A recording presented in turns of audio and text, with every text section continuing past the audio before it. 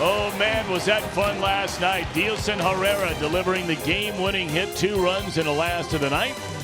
And what a beautiful night for baseball. Glorious summer night. Reds and the Cardinals round 2 of 3. And hi again, everybody, alongside Chris Welsh and Jim Day, who's standing by in a moment. I'm Tom Brenneman. Great to have you with us. Let's go back to that 9th inning. Reds have played a lot of exciting games this year. I'm not sure any game was more exciting than the ending of that one last night. Exciting and unexpected, too. I mean, the Reds were 1 out away from going home with a loss last night until Eugenio Suarez launches that ball deep into the night. That tied it up, and that got the fans into a little bit of a frenzy. And you get a couple of base hits, you get a walk, and then Herrera. First pitch from Bud Norris. Herrera gets a little cutter coming right over the plate. You see Jesse Winker coming around, and they mobbed Dilson Herrera. And I'm telling you what, Tom, it was about as excited as I have heard you in a long, long time. No doubt about it. All right, now let's turn the page. I know you're excited tonight. First time since the end of May that we've seen Homer Bailey take the ball for the Redlegs. I think everybody ought to be. I mean, this is a guy that they've been waiting to come around from a lot of different injuries and finally establish himself as a guy that can eat up some innings. Hopefully he's able to do that. The record right there, the earned run average, water over the dam. Don't worry about it at all. He's pitched a lot better down in AAA, trying to rehab his way back to the major leagues. Let's see what he's got going for him tonight. Water over the dam. I always mess that up. It's water under the bridge, right? As long as that water moves on away, it doesn't make any difference to me, buddy. What do we know about Austin Gomber? He will start tonight for the first time in his major league career. Well, we know that much about him. We also know that this is going to be a curveball clinic tonight if he pitches his normal game. He's a guy out of the bullpen that has pitched only 15 games in the big leagues, but when he goes down in the minor leagues, he's a starter. Fastball up around 93 miles an hour, a slider a little bit, but lots and lots of curveballs. He's got a big one. He's a big, tall lefty. All right, when we come back, we're going to check in. He's back. He's back. Our main man, Jim Day. And that means he's dialed in on guys like Joey and Tucker and his guy Scooter. That story is up next.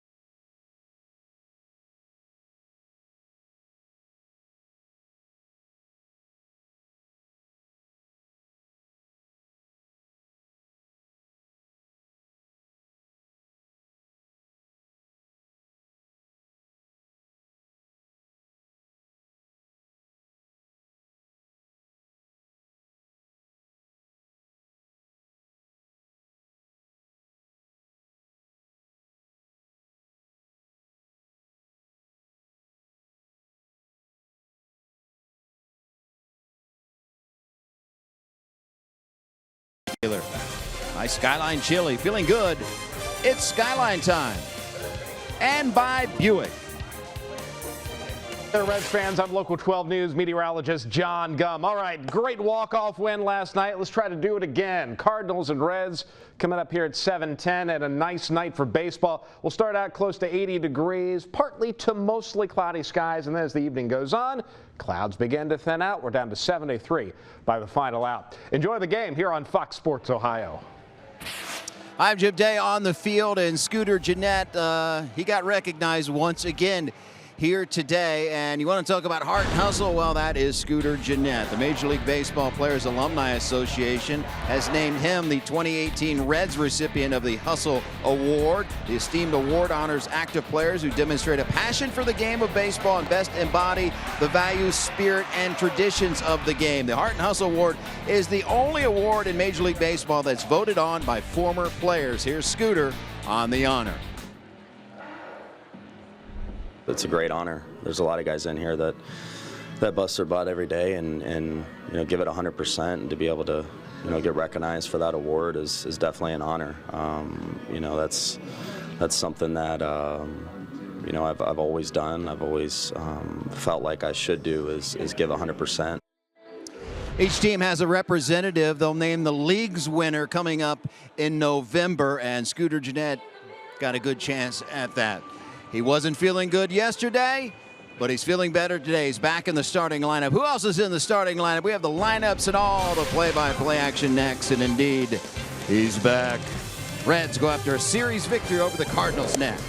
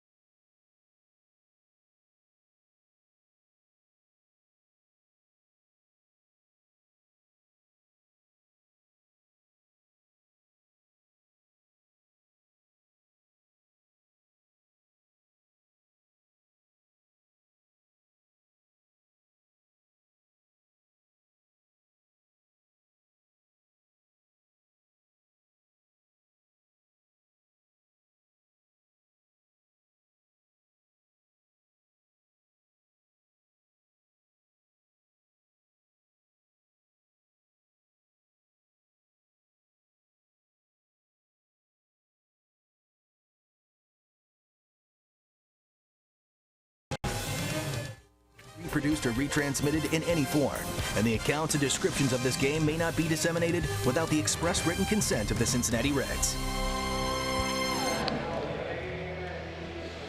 All right, we're about set to go here at Great American Ballpark. Cardinals come to town, an even 500 club after the loss last night, and their lineup has Matt Carpenter at third, Molina catching, Paul DeYoung the shortstop, Ozuna in left,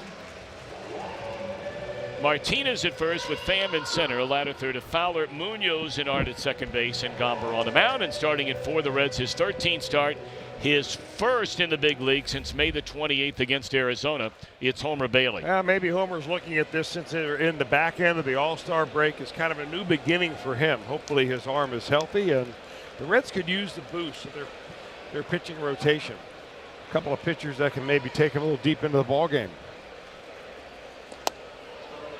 Strike one to Matt Carpenter, and we're underway. Our Elk and Elk storyline. Now, Bailey's last 4 starts down at AAA, Chris. Those are very, very good numbers. He made 1 relief appearance as well in July. Yeah, not bad at all, but especially that one on July the 18th where he went 7 innings of no earned run baseball. So hopefully that's an indicator of what we're going to see here tonight. Bailey's got the full repertoire of pitches. Fastball really used to go a little bit faster, but now it's about 93, 94. Slider, more use of the curveball, and that split finger fastball as his changeup.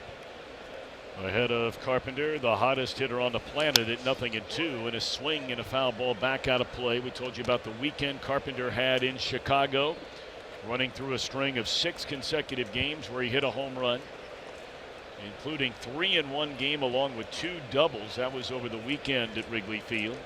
And then his first game here last night, a double, a single, scored a run. The only run the Cardinals had. Yes.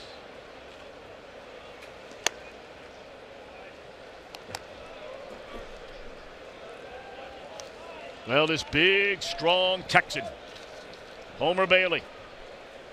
His 13th start of the year, the 205th appearance and start of his major league career. And gone swinging is Carpenter, and a nice way to start it for Homer Bailey. Looked like an off-speed pitch of some kind there for Homer Bailey. That would be the split finger fastball. You see the very odd spin on that.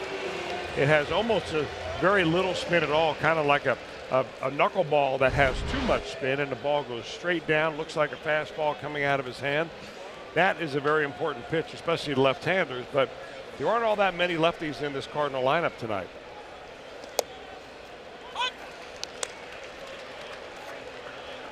Here's Yadier Molina.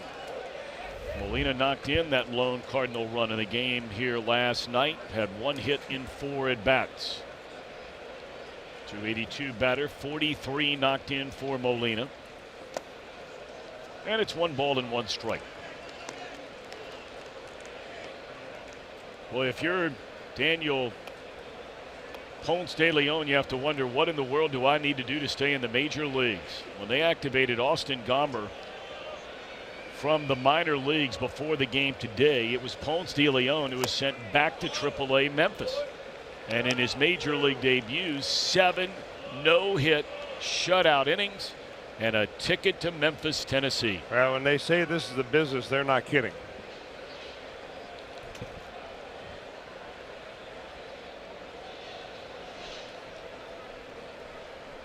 Two balls and a strike. And fouled away, and Bailey able to even it up. Hey, early look at Bailey right now. His fastball is coming out of his hand very nice. 94 to 96 miles an hour. He's been down low right at the bottom of the zone. Had a nice split finger that he put Carpenter away with. Looks like he's being very deliberate out there here tonight.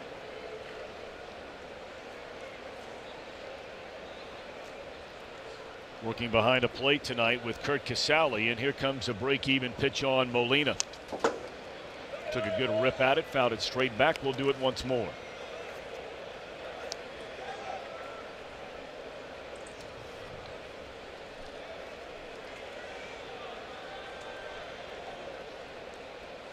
Molina selected to his 9th Major League Baseball All-Star game. This year he was an injury replacement to the Giants standout catcher Buster Posey.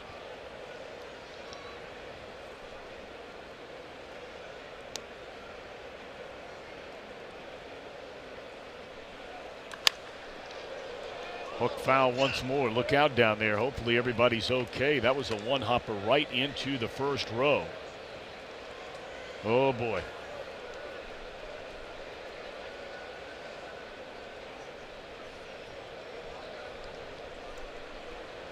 I think a young girl got hit with that one hopper, and Jose Akendo is going to get a towel immediately and bring it over to that little girl. And they're so good here at the ballpark about responding quickly when things like that happen. Yadier Molina saw it very clearly as it took one hop and went right into the stands. You may have seen his reaction as he went behind home plate, took his helmet off, I mean, this bothers baseball players. The players themselves have been pretty unified in trying to get Major League Baseball to extend that netting before this year. They finally did extend it. It doesn't go as far as that particular ball went into the stands. But it's a bad feeling in that batter's box when you're a hitter. You know, accidentally foul a ball off and it goes into the stands and injures somebody. Very difficult to get your head back on straight and get in the back in the batter's box. And they've got first aid right there taking care of that young girl. Grounded foul over in third base side once more. You can tell Molina still shook up a little bit. Still looking down there. He's not looking at his third base coach. He's looking down there at that fan. I mean, there's nothing Jose Akendo is going to tell Yadier Molina with a 2-2 count. And they got that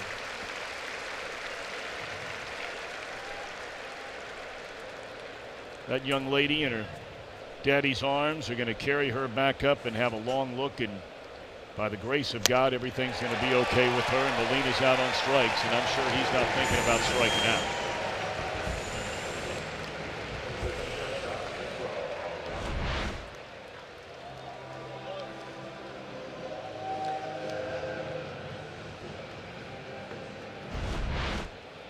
Two batters, two strikeouts for Homer Bailey. And now the shortstop, DeYoung. One of Bailey's better games, in fact, his longest outing this year came in one of his two starts against St. Louis. He faced him in back-to-back outings, and in both games, threw the ball pretty well. 7 innings, 4 hits, 3 runs in one start, 5 2/3, 3 runs in the other. They came within 7 days of one another back in the middle of April.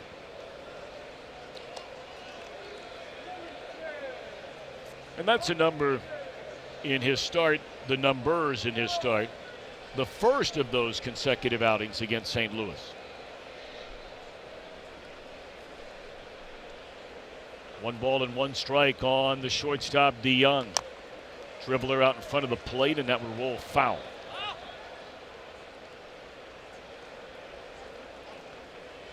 Well, the formula for success for Homer Bailey, very similar to any other pitcher out there. You get ahead, you go to safety zones, you make sure that when you come inside, you miss off the plate.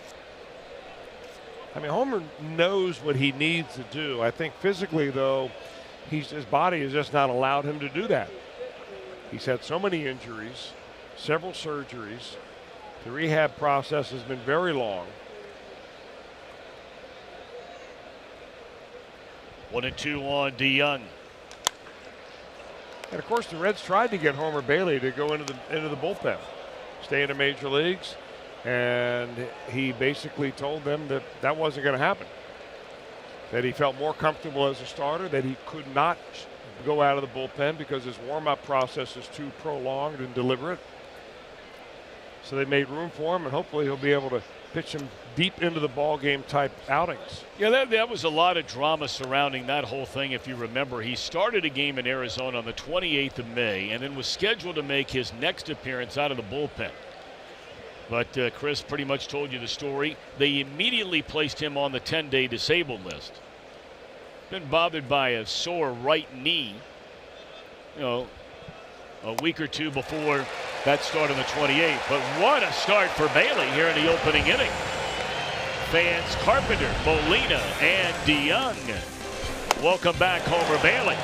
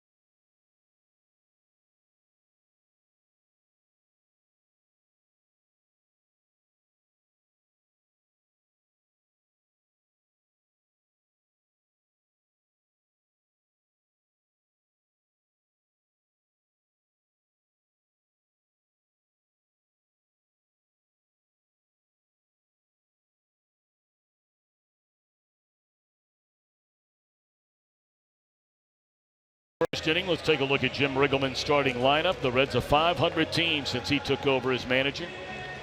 Peraza at short, Jeanette back at second, had the night off last night. And Votto at first, Suarez a cleanup spot, Duvall in left, Urban the start in right, a rare night off for Winker. The latter third of Casale, Bailey, and Hamilton against the left-hander who's pitched in the major leagues this year out of the bullpen, but is making his first major league start. Austin Gomber, what do we know about this young man? Well, he's a big, tall guy, not overpowering, but he's got a good curveball. Got drafted out of Florida Atlantic College or University down in Boca Raton, Florida. He's a Florida kid. He grew up in Winter Garden, Florida, and he went to West Orange High School.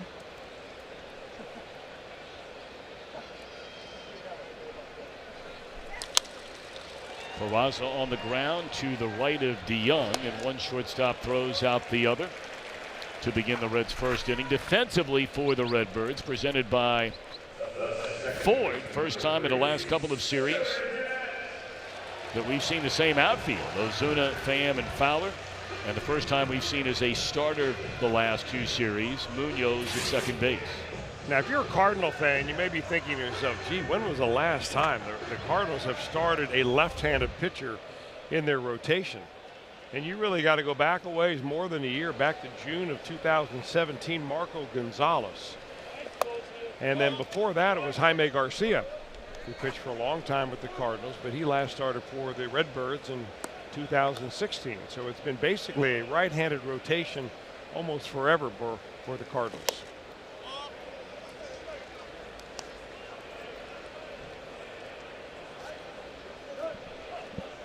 Well, this is a rare series indeed. We talked last night about how for Ponce de Leon it was his major league debut. Gomber is a rookie. We see another rookie tomorrow in Flaherty as that one's lifted into left, and an easy play for Ozuna, who has that armband back on again.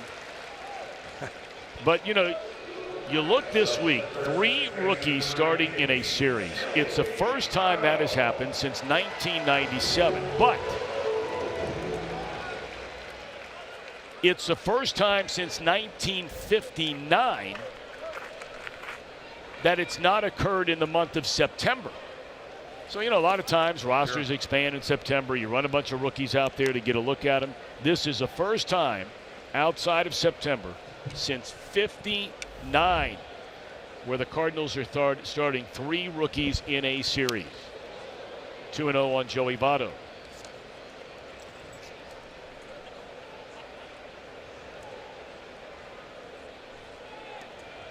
Joey still looking for his first hit since coming back from playing in the All-Star game in D.C.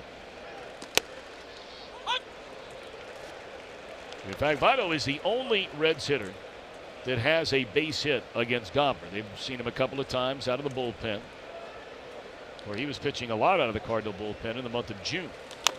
2-2 on Votto.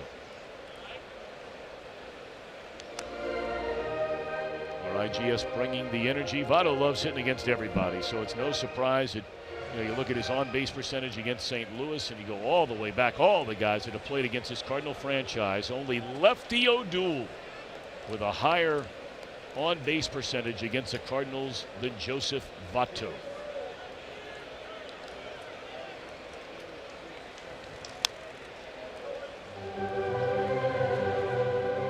Like Votto is ready for that curveball right there that he knows he's going to get at least once in this at bat. If you take him deep, you're going to see the curve. He throws it about almost 1 out of every 3 pitches. Normally Gomber does.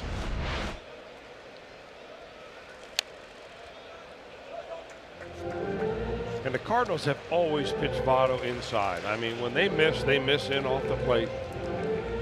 They don't like him to hit the ball with power opposite field. And they've been, and throughout their history, seemingly okay with giving him a 2-out walk. Came in on again, and he pops this one up into short left field. A 1-2-3 start for Gomber. No score, end of 1.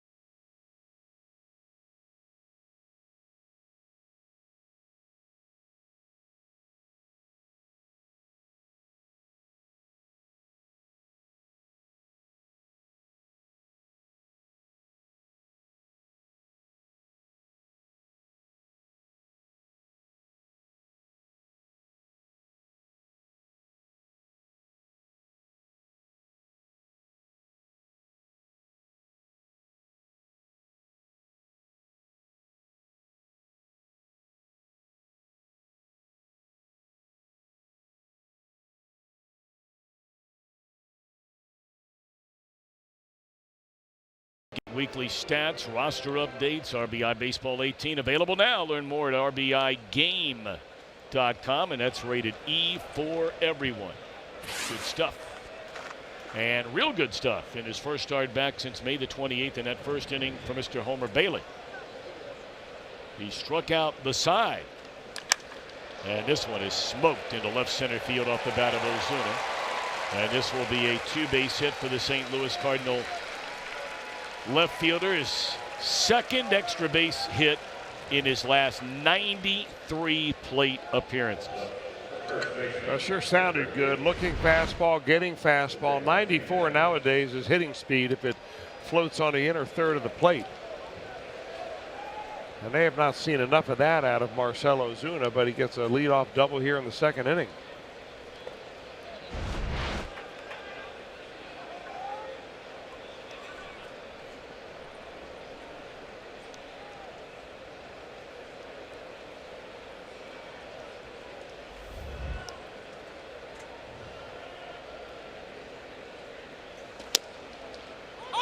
Strike one on Jose Martinez.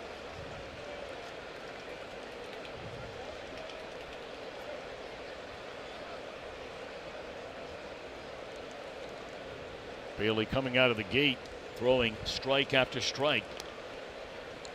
A first pitch strike to each of the first 5 Cardinal batters in the game. 1-1.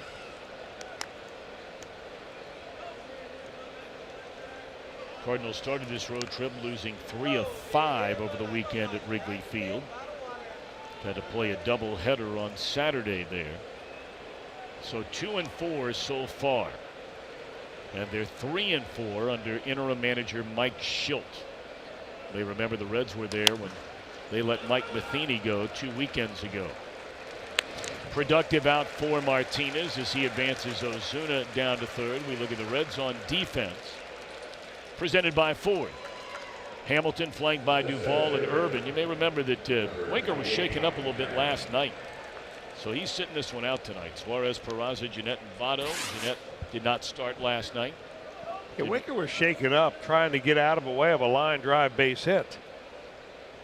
And he had to dive awkwardly between first and second base, and hopefully nothing lasting on that injury. That was in the 9th inning.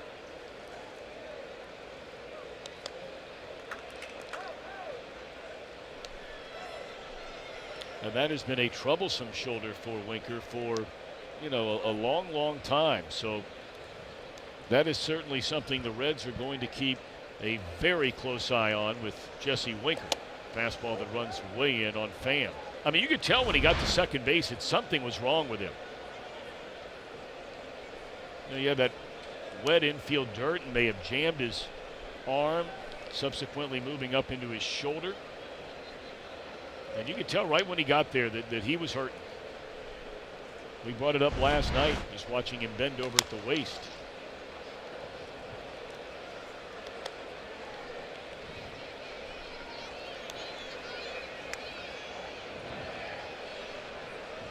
And, you know, just getting to know Winker a little bit here this year, really for the first time. He's the kind of guy that loves to play every day. So if he's not in there, that means he's hurt. Well, in this case, though, Tom, you've got a left-hander on the mound, so it gives you a chance to give Phillip Ervin a chance to get in there. You've got Adam Duvall, a right-hander.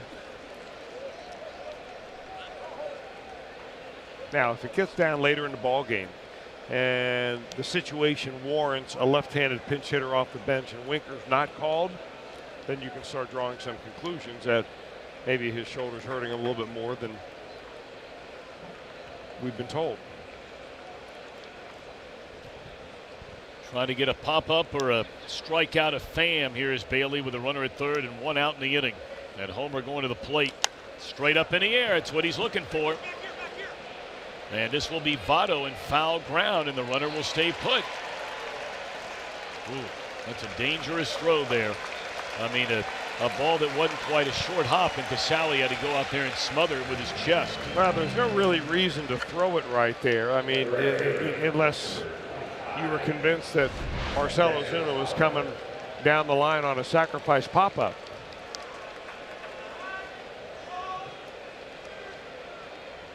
Casale did exactly what he was taught to do.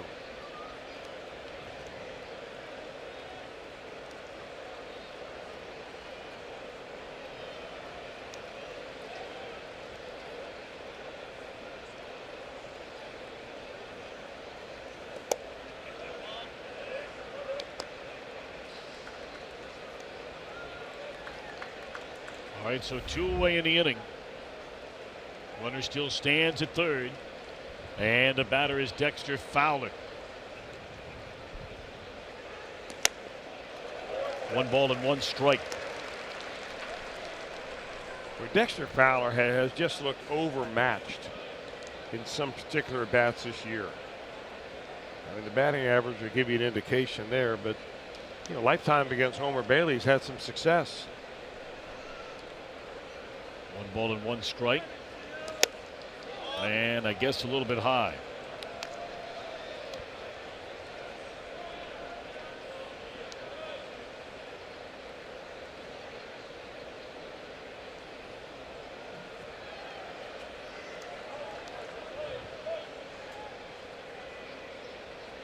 Two and 1. And nowhere near the strike zone. 3 balls and a strike.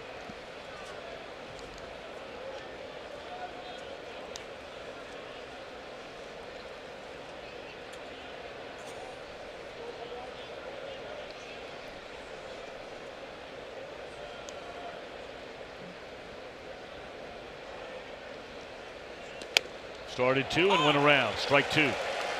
Came back with the very same pitch that he missed with on the last one.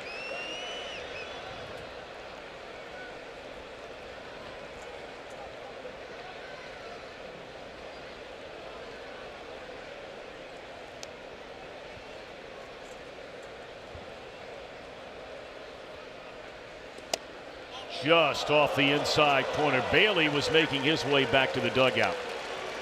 He thought for sure he was getting that call by James Hoy, our home plate umpire tonight. Well, you had to figure the fastball was coming after back-to-back splitters in the mid-80s. You come back there with one at 95, and I think even if Fowler wanted to pull the trigger, he could have done it.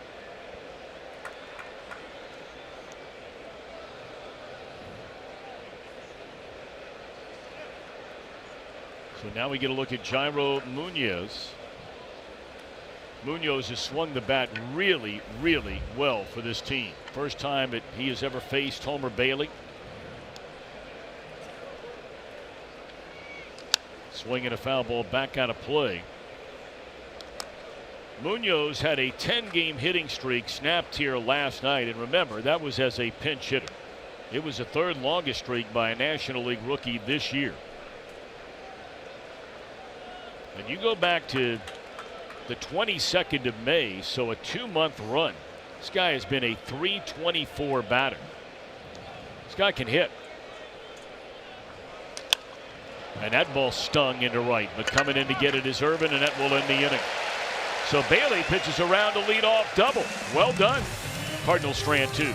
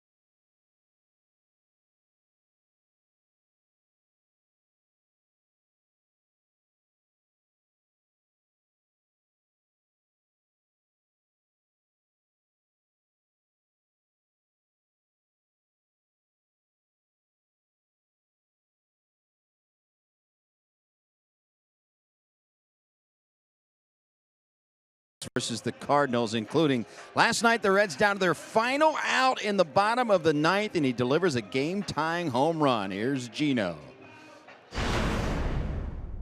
That's amazing. I just try to hit the ball, just hit it, and not be the last out of the game. You know, like I say every time, I just try to win on my sabat, and he missed that fastball.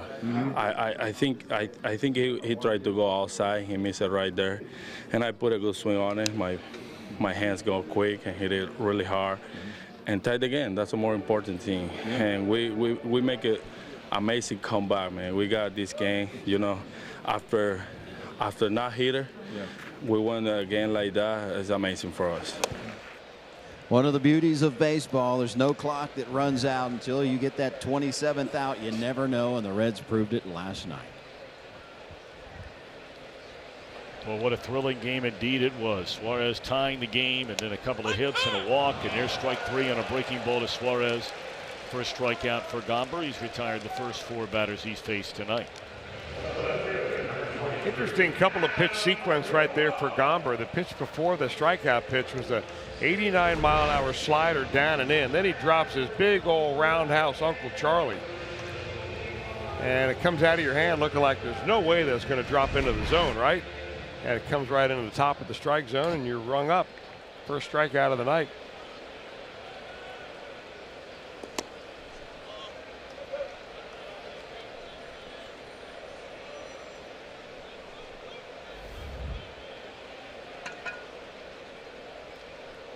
Here's Adam Duvall. Pulled foul. Duvall was the one who fell behind last night with 2 runners on and 2 out. He fell behind Norris in that 9th inning, 1 ball and 2 strikes, and wound up drawing a walk. Yeah, Norris doesn't give up very many walks either. And then the very next pitch in the game thrown by Norris was to Dilson Herrera, and he ripped one into center field to end the game.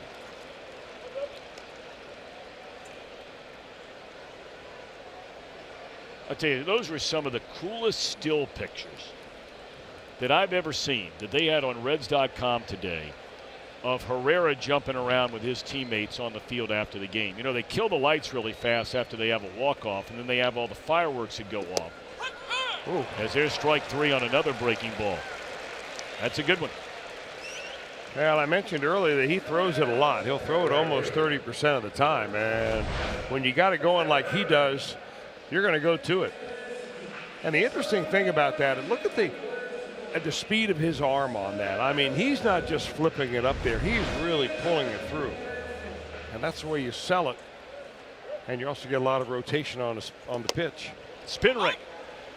It's important when it comes to curveballs.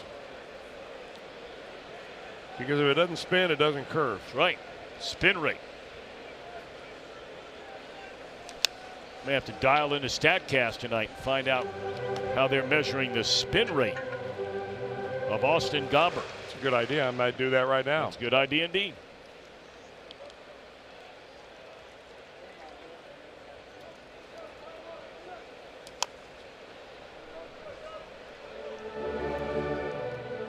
Well, Chris, could you dissect it for us? What's the number? We'll get it to you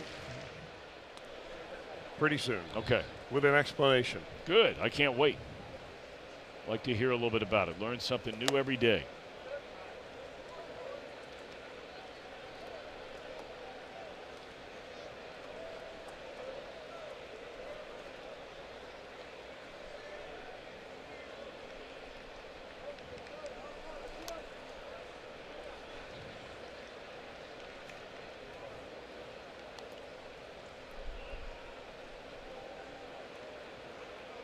It's interesting to know that Phillip Ervin is the only Reds batter that has hit safely in each of the 4 games since the All-Star break. And of course, the only reason he's here is because just before the break, Scott Schebler was injured, making a really nice catch up against the wall, but that shoulder went crashing into the wall while the team was at Busch Stadium in St. Louis.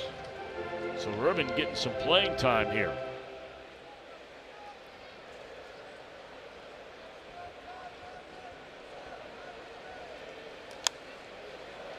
Pretty good rip at a fastball. You got to believe the hook is coming. The Pirates beat the Indians last night. The Pirates have ripped off 10 straight wins. They're a game and a half now ahead of the Cardinals in the National League Central Division. Irvin gone on strikes, and that will retire the side as Gomber strikes out all 3 batters. No score.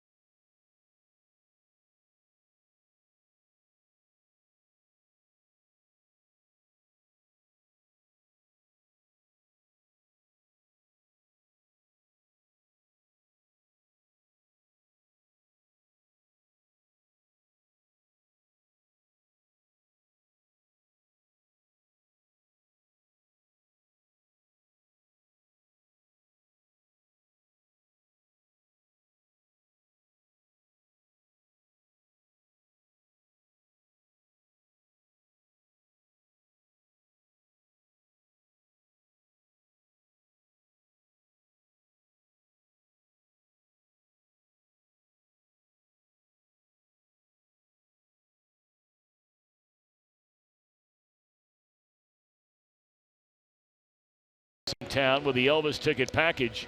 We'll have the post-game fireworks show featuring an Elvis-themed soundtrack, and this limited edition bobblehead is only available through this offer. Look forward to seeing you here. The Fightin' Phils come to town. You're on TV now. Thursday, Friday, Saturday night. Saturday is Walk the Moon. Cincinnati's very own will be playing a concert after the game Saturday night. That'll be a 6:40 start. And then wrapping up this 10-game homestand on Sunday afternoon. Reds on their way to the Motor City for a couple of games. A 4-gamer in D.C., followed by 3 in New York, New York. No score in the third. Pitcher against pitcher.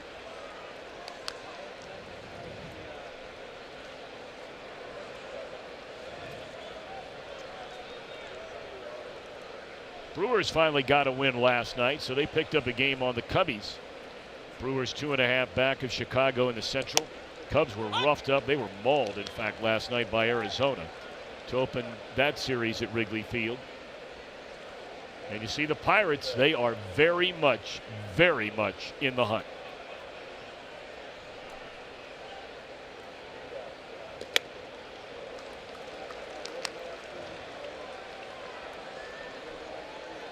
That Milwaukee team would be the first wild card right now with a .559 winning percentage. So the Pirates are only 4.5 games out of that. Or actually, technically, they would be 5 games out of that losses from the wild card spot. But you see 3.5 total games. Swing and a miss. Comber out of there on strikes. That's going to be some kind of race, man. And it generally turns out that way, it seems, every year now with the advent of a second wild card. Look at all of those teams tightly bunched behind Milwaukee.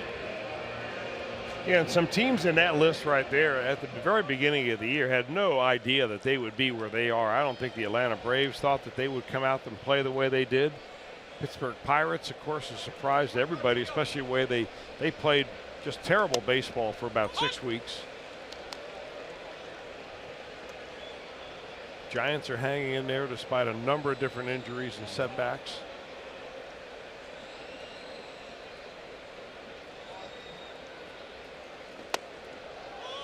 And look, I know Colorado made that one-game playoff against Arizona last year, right? 3 teams from the National League West qualifying for the quote-unquote postseason. But I don't know about you, Chris. I'm still pretty surprised they're doing what they're doing. They just had a very long winning streak come to an end. But there are 7 games over 500. Mm-hmm.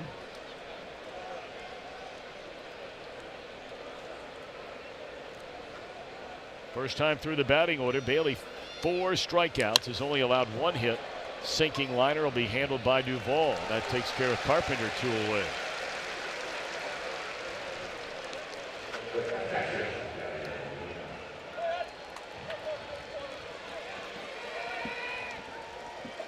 Our whole true moment coming your way later tonight, presented by Miller Lite.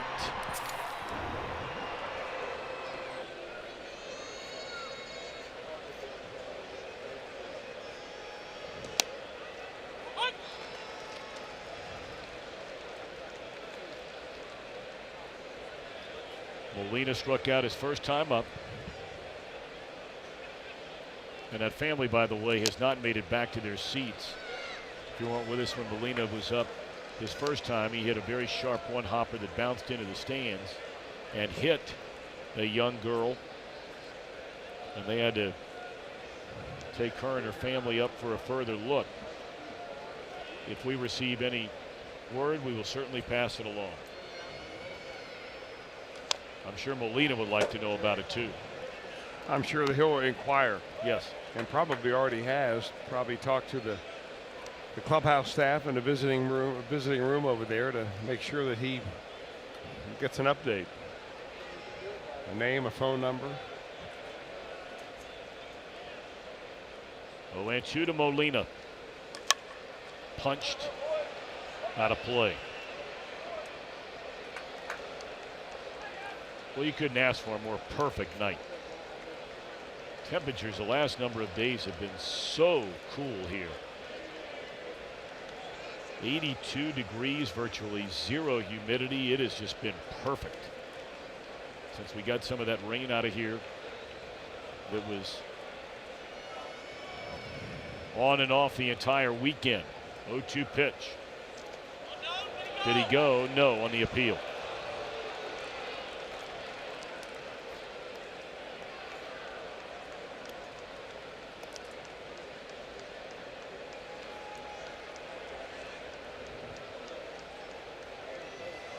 Bailey looking for his second perfect inning through the front 3.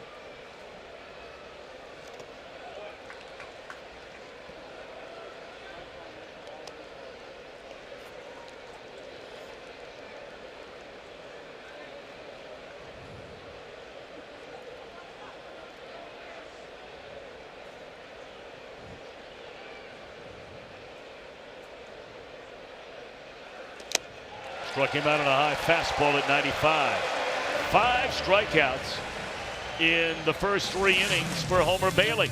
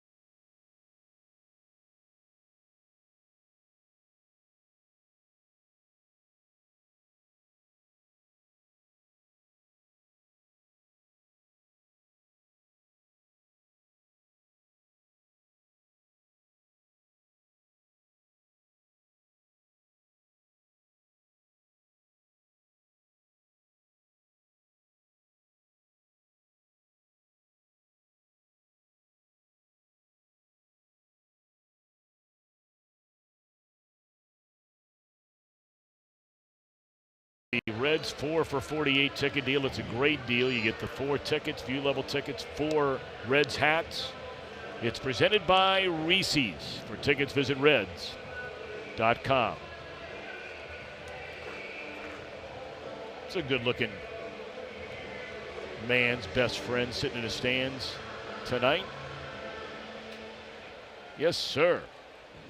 Good seat, too, now. That looks like the front row behind a dugout. That's big league seat.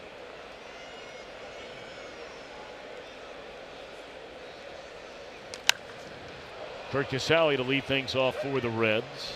To be followed by Bailey and Hamilton. The Reds without a base runner through the front 2 against Austin Gomber, who, if you weren't with us early on, is starting a major league game for the first time. He has been pitching out of the St. Louis bullpen, especially in the month of June. I mean, they used him quite a bit. Their most used reliever, in fact, from June the 2nd through July the 3rd, he appeared in 15 games. That was the 4th most in all of Major League Baseball. First brought up on April the 29th, did not appear in a game, went back down, came back up, and made his Major League debut on the 2nd of June with 3 scoreless hitless innings in relief against the Pirates. And was having an excellent year, and in fact has had an excellent minor league career. All-star everywhere he's been. Midwest League in 15, Florida State League in 16, their co-minor league pitcher of the year. They sent him to the Arizona Fall League, where he led that prestigious league in wins and innings pitched and strikeouts. So, you know, he's moving up the food chain.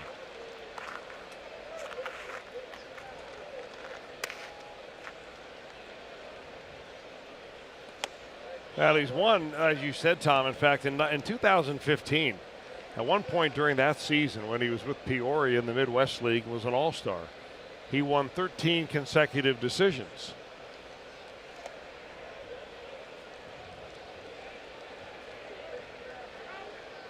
Fourth-round draft pick.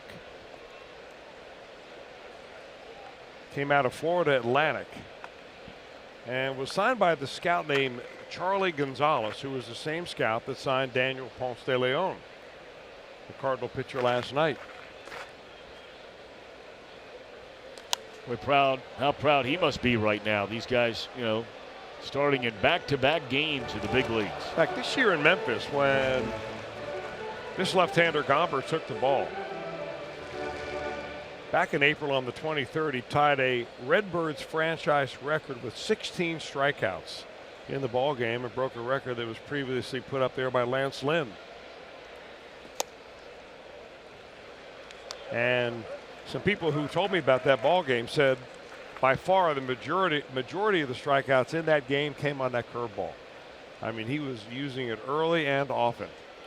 Ninth pitch of this at bat, and an excellent at bat it is for Casale, who draws a walk, and he's the first Reds base runner of the game. Well, it couldn't work out any better, really, for the Reds. You got Homer Bailey coming up.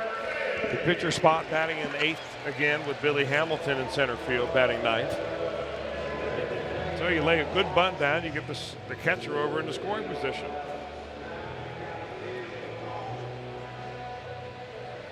Now, one thing Bailey has done by far better than the rest of this pitching staff is bunt. He has 5 sacrifices, by far most on the team, and he hadn't been with a big league club for 2 months.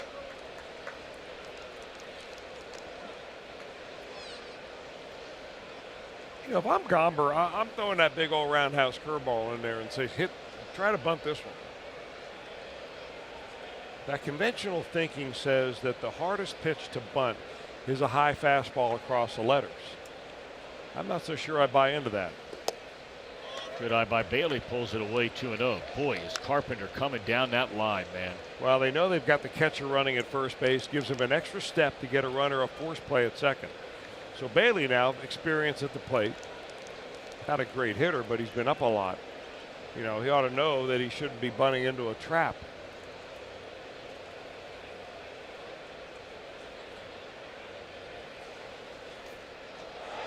And that ball comes all the way to the screen. I think that Molina thought that Bailey was going to bunt that pitch. Well, I think he was screened out by it, and it's normally when you see it, it'll probably go down as a pass ball. But the batter gets the bat on the exact same plane that the ball comes down, then he pulls his bat back. Maybe Molina just didn't see it. I think that was a cross-up. And it's to be a wild pitch, not a pass ball. Boy, very odd right there. You rarely see that out of Yadier Molina. So now you try to butt him down to third. 3-0 count. Yeah, make him throw a strike. Bailey thought that was high.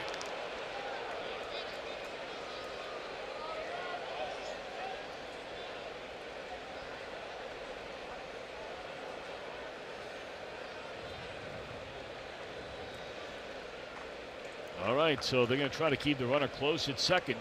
Bailey takes ball 4. That is just excellent work by Bailey right there. Really, really good. Well, that's what you say if you're a Cardinal fan. I mean, a Reds fan. But if you're a Cardinal fan, you're wondering, are you kidding me? Sure.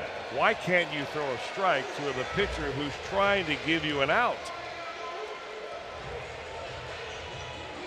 You've been on that side of the argument before.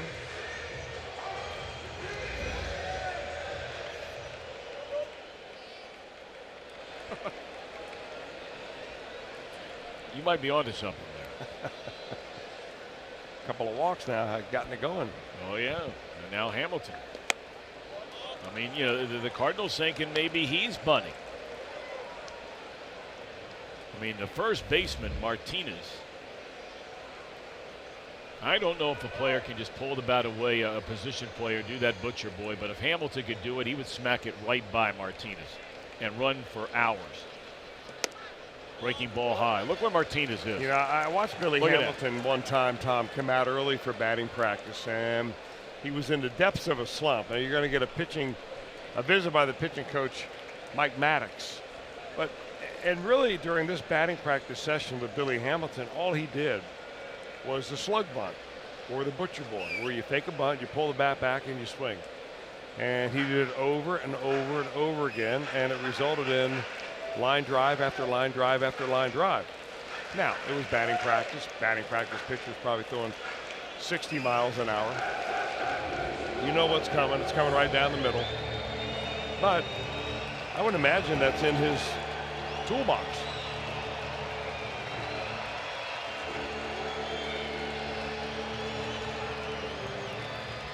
What do you think Mike Maddox told Gomber?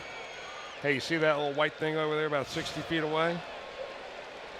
Throw the ball over that. Which he did. We've all had that speech. Did you ever get it from Dick Williams? Not in those nice of words. But you did. Oh, yeah. Everybody did. Yeah, but me especially.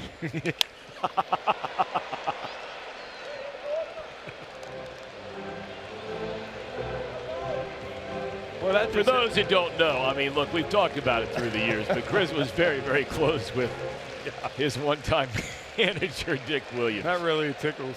It finds a funny bone, doesn't it? Yeah, it does. Glad you like it. Now Billy's out of there on strikes. That was not a good at-bat. It just seemed like he didn't know what he wanted to do in that at-bat. That he kind of got out of sorts and really didn't give himself a good chance to get the job done because he wasn't sure what he wanted to do. I think he hurt his shoulder on that last swing.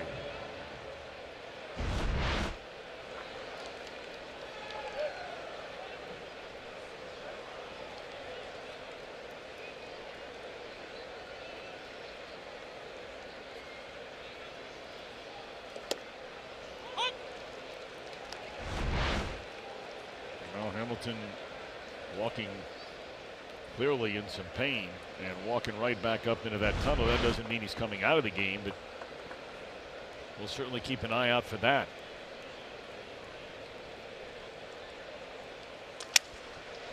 Weak roller in the hole. It's short. They're not going to double up Peraza as he beats a relay throw. Well, I tell you, they did a nice job of turning that, though. I mean, that was not a hard hit ball, and Munoz got rid of that thing right now to make it at least remotely close. Yeah, it didn't look like he held on to it long at all. The ball was not a double play ball because the shortstop, you see him there, Paul DeYoung, had to go a couple of steps to his right. Once that happens, it makes it really tough. Munoz put something on that throw. I'm telling you, anybody but Peraza or Hamilton running, they may have a double play ball here. All right, so now Scooter Gennett with runners at first and third and 2 outs in the inning of a scoreless game. Scooter flied out to Ozuna in left his first time up. Ball 1. Scooter this year has 63 runs batted in. 11 of the 63 have come against the Cardinals. And he only has 1 home run against the Cardinals, so he's getting big base hits. In fact, he did a couple of times when we were there 2 weeks ago, and the Reds took 2 out of 3 over the weekend. And this one down the line, hooking towards the corner, and foul. He just missed a home run you may remember in the 9th inning here last night when he came up as a pinch hitter. Big fella going to get it. Nice.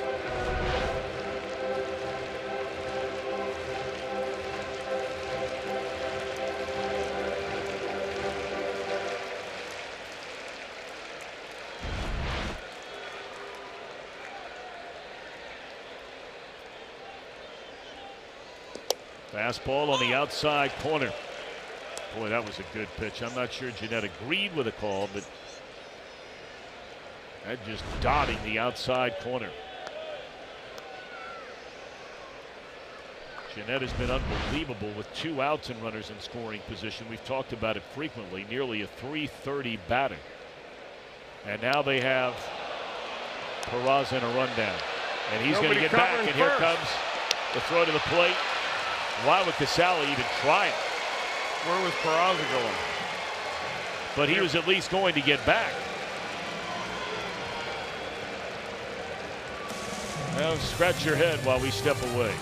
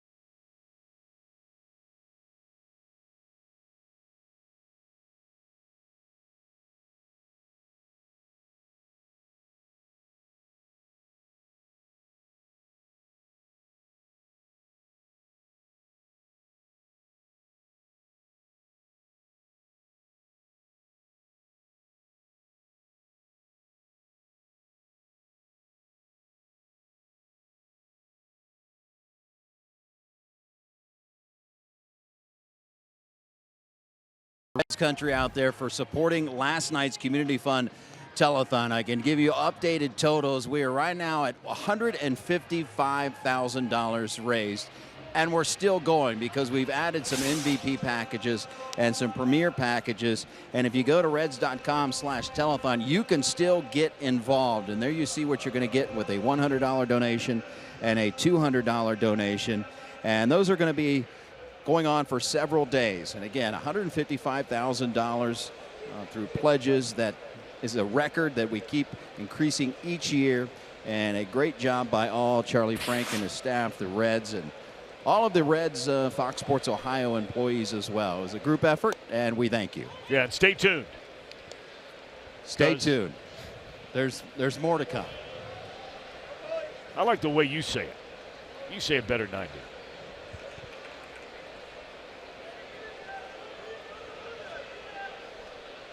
Oh, and 1 on DeYoung. Homer Bailey, his first game back in the big league since the end of May. 3 innings, 1 hit, 5 strikeouts, 1 walk.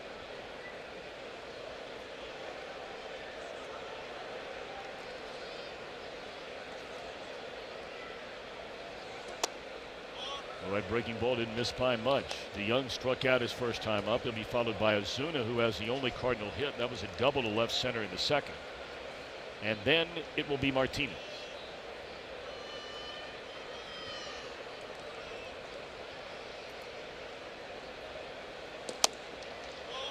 Man, that is one tight strike zone yet again here tonight.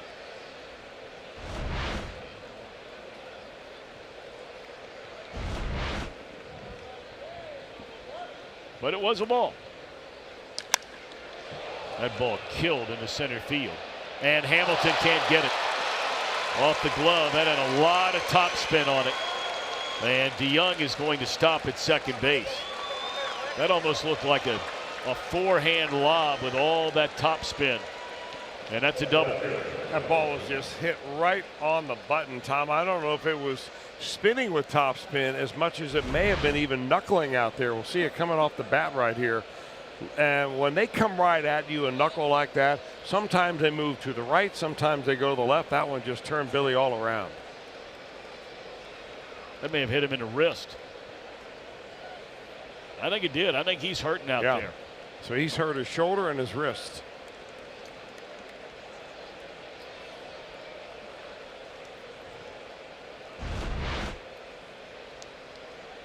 I know, Chris, you are tracking regularly not only Reds games and their opponents, but you know, all over baseball. As Ozuna's down a stretch, the exit velocity, and that one at 110 miles per hour. Well, it was just only 2 miles an hour slower than the one that Ozuna hit off of Bailey the first time up. Ended up at a double. That was a double to left center field, and he wound up being stranded at third in that inning.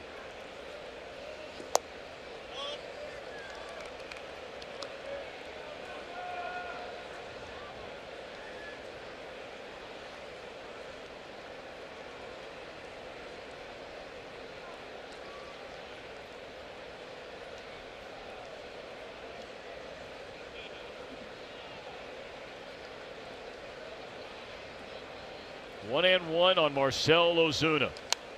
And now 1-2.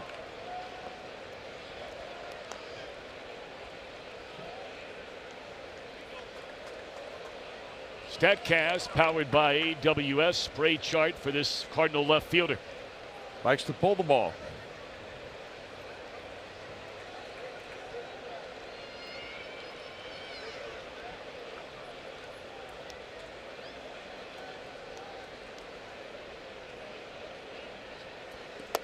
Now, if you're wondering where those numbers come from,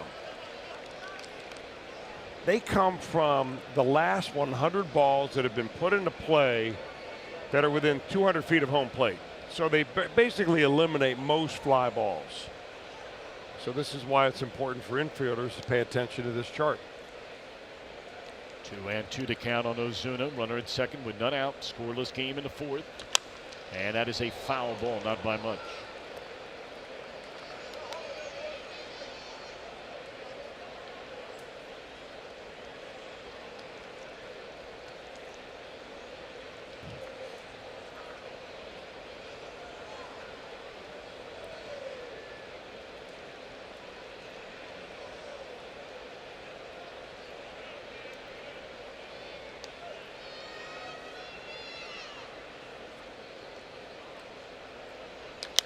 Straight up in the air, and this will not advance a runner on to third base. Irvin camps out underneath it.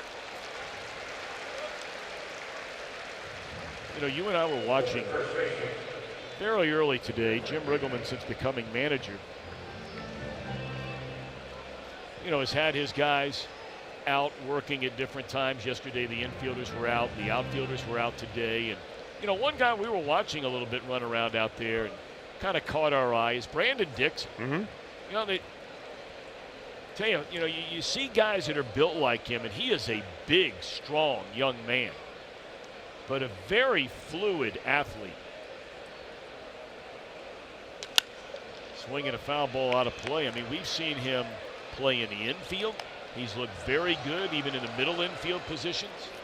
And we've seen him in the outfield. Well, I went down and talked to him after that, Tom, and was kind of kidding with him about, hey, you're taking ground balls in the infield, fly balls in the outfield. He says, hey, I'm doing whatever I can to stay up here, stay ready. Wherever they want to put me, I'm ready to go. And that's the attitude that you have to have. You're a young player that hasn't nailed down a starting spot yet. Sinking liner into right center field. That'll fall in a hit. And that'll bring in the first run of the night. A single by Jose Martinez, who has just worn out Reds pitching this year. I mean, against everybody else, he's been a very mediocre offensive player. Against the Reds, he has been exceptional, maybe the best in the league. Well, there's a lot of movement, a lot going on in the batter's box with Martinez. First of all, he's about 6'7". Look at that high leg kick, but he gets his foot down right on time. And that's really all hitters care about right there. That they stay behind the baseball, they get their foot down, and he just waylays that thing into center field and drives a run in.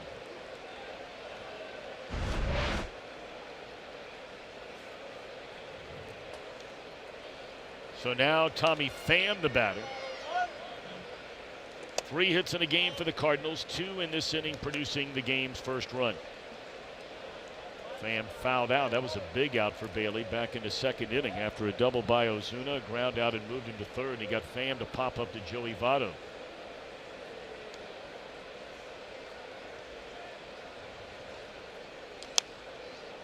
One ball and one strike.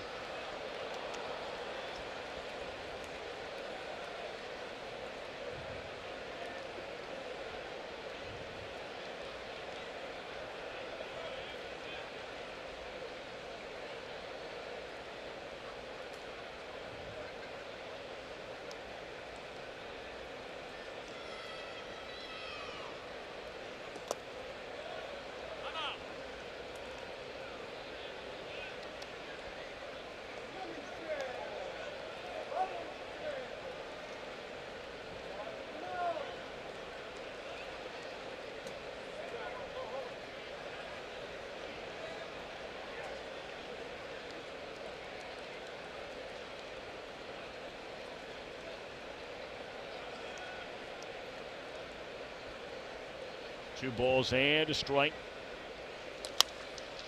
Double play ball here. And that will end the inning. Cardinals breakthrough, a double by DeYoung, a single by Martinez.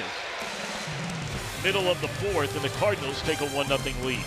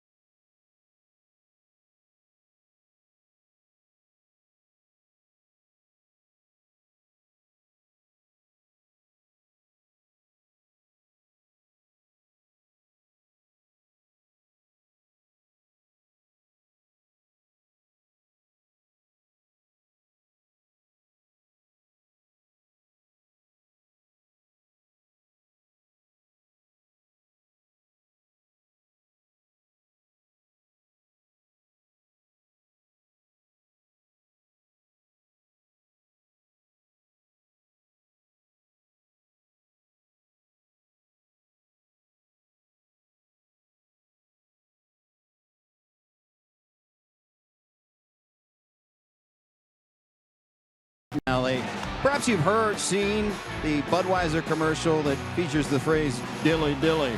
Well, guess what they call Dilson Herrera? That would be dilly dilly. And the theme last night after the game was indeed dilly dilly. In fact, bench coach Pat Kelly went a step further and gave him a dilly dilly t-shirt, which he wore during post-game, posed for us. So Tom, add that to your arsenal. Either Dilson or dilly dilly. Well, dilly dilly's tired. I mean, it's already been taken. It's already been worn out. We've been flooded with the commercials on that, going back to, seems like every time you turn on the TV. So Dilson at least has something new to it. I don't think you'll ever tire of that. Never. Never.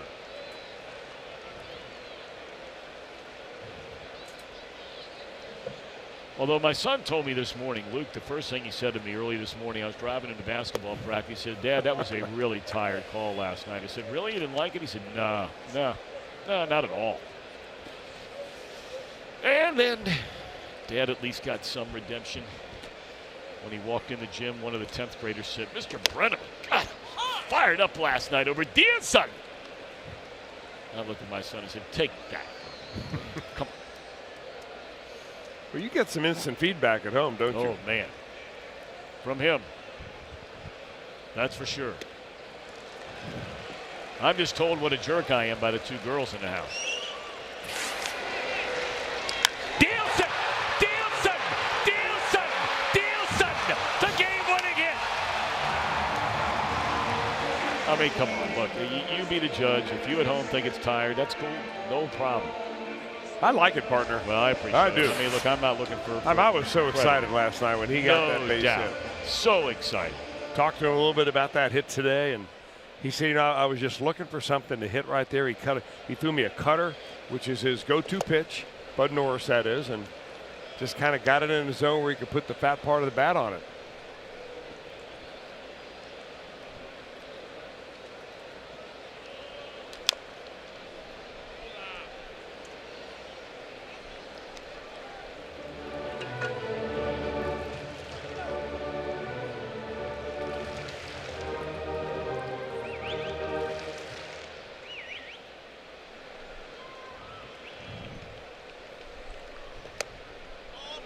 First two retired through the heart of the order here by Gomber, who's throwing an excellent game. I mean, eerily similar anyway. Through nearly 4 innings, he's not surrendered a base hit from what we saw here last night.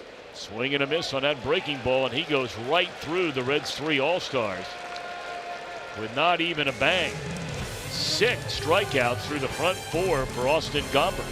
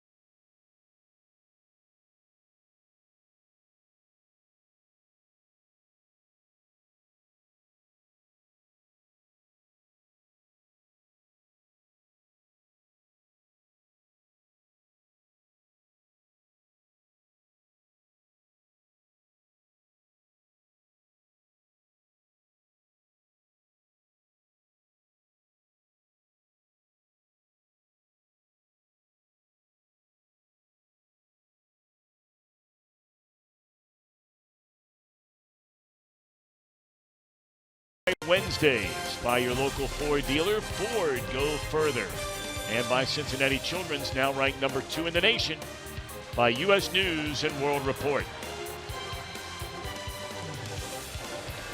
And a reminder, the Phillies Thursday through Sunday, you can save big thanks to Mike's Car Wash. Got the 4 for $48 ticket package, 4 view-level tickets, 4 Reds hats for $48. Love to have you down here. That family looks to be enjoying the ball game tonight. Good for them. Boy, they got all the Reds gear on, don't they? They're looking good.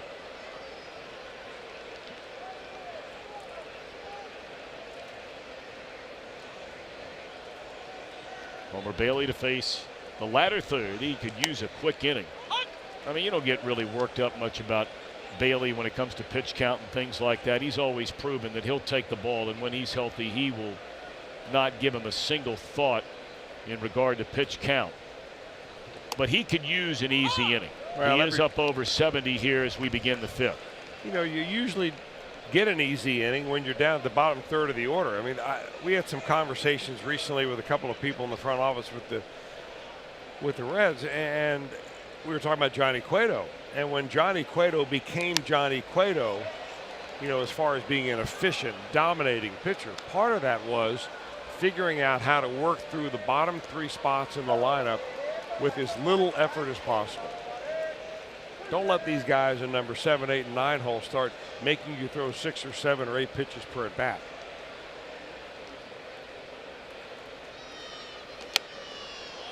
One and two on Fowler, who has walked in his only plate appearance here tonight. Boy, what a beautiful, beautiful night. Sun shining into the rolling hills of the Commonwealth out beyond right center. Pulled foul. Supposed to be a beautiful day here tomorrow, and we invite you to come on down. It's a 12:30 game tomorrow, and tickets are available naturally, and we'd love to have you here. They're talking about a high tomorrow of only 80 degrees. Very nice. Lots of sunshine.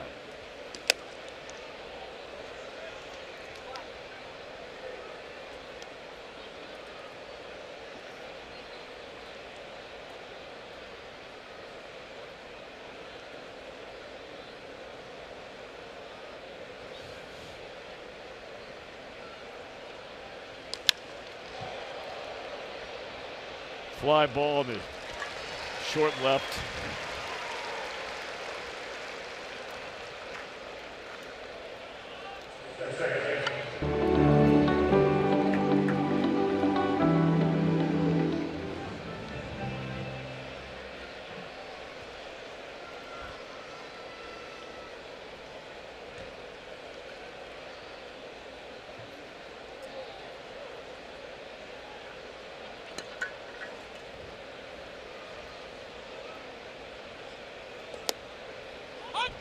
So one gone here in the Cardinal 5th, and that'll bring up Munoz. He lined out to right his only time up.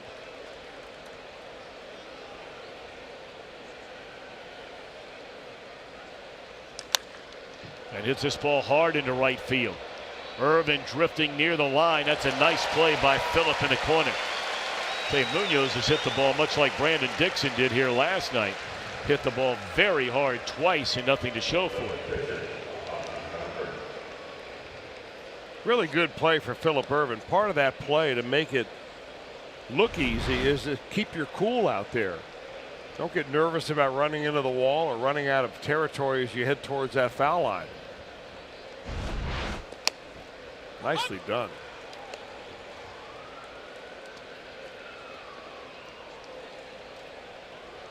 And Munoz is only 23 years old.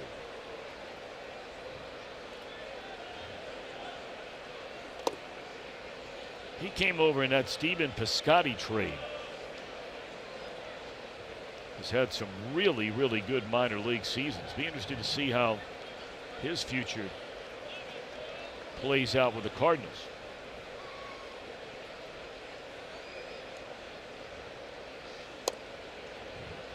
One and two on Gomber.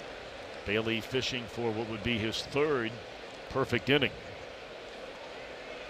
Struck out 5 in the first 3. Did not have a strikeout in the 4th, and looking for a punch out to end the 5th on the opposing pitcher. High bouncer instead. Easy for Homer. He'll take it himself. And Bailey a 1-2-3 pitching a good game here tonight. Homer. Holmes back in the rotation.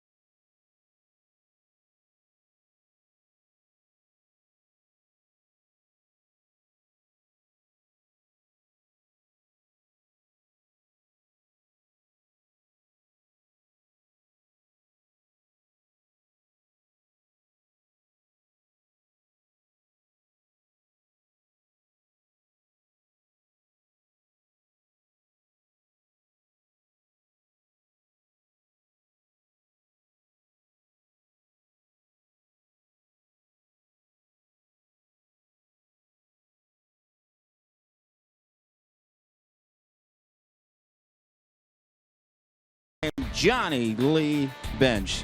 Solo home run in the fourth. 480 feet at the time, the longest in Kauffman Stadium history in Kansas City. Reds had 3 starters that year. Rose, Morgan, and Bench. National League won the game 7-1.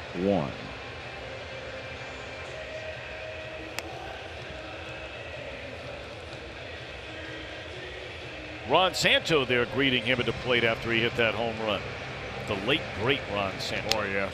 Boy, I mean, if he was a Hall of Fame player, Santo, Hall of Fame guy.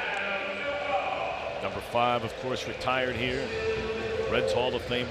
I just wish that the Hall of Fame, not for Johnny Bench, but for Ron Santo, didn't wait until he passed before they put him in the Hall of Fame. I just don't understand that, but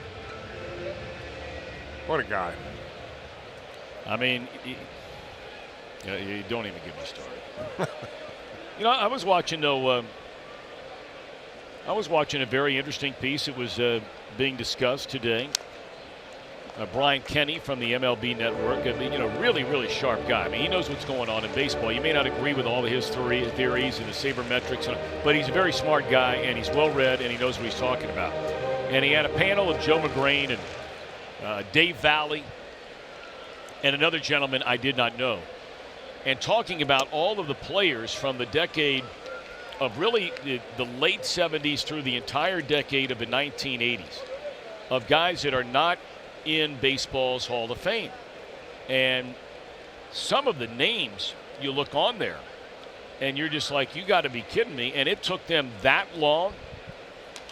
And this was voted on by former players when Ron Santo went in. He went on that Veterans Committee where the Hall of Famers already in the Hall of Fame are the ones that vote. It took them 30 years to put Santo in the Hall of Fame. And he was dead. Davey Concepcion, no doubt, should be there. He was one of the names they had up on that list. Indeed. They had Dave Parker on that list. Should be. Straight away center field. That ball travels a long way, but that's a long way out there. How about Jim Cotter, Al Oliver? Neither one of them were up on that list. But by the time I got to it, they had finished talking about the 70s players, so I didn't see that one. Concepcion played into the 80s, so they put him on there. Parker in the 80s. There were others. Al Oliver was on there, now that I think about it. You're right. But, of course, this year is the first time they're putting a couple of those guys in there that have been waiting a long, long time. And Jack Morris and Alan Trammell. Both deserving. Yes, and that's what sparked the the whole conversation. And one of the most interesting parts of it, I thought, was Dave Valley brought up, former major league catcher, primarily out in the American League. Fewer than 2% of the Major League Baseball players that ever put on a uniform make it to the Hall of Fame. And his point was, you mean to tell me if you're one of the top 3% in the history of the game that you don't belong in the Hall of Fame? And I thought it was a very, very interesting point. Sure was. On the ground to shortstop. 2 up, 2 down. Austin Gombers is making it look awfully easy out there. I mean, Daniel Ponce de Leon last night had a changeup that was really a great pitch for him. He had a couple of other pitches. He topped out about 92 or 93. Gombers got a little better fastball, but boy, that curveball of his, he dropped a couple of changeups on right-handed hitters now. Got Duvall way out in front on one. That's a little slider. I mean, he's got all pitches going. Very impressive that the pitchers that we have seen come up, the young pitchers with the Cardinals, have come up with multiple off-speed pitches.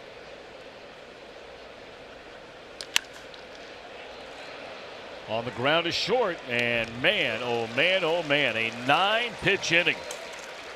Gomber no-hitting the Reds through the front 5 here tonight.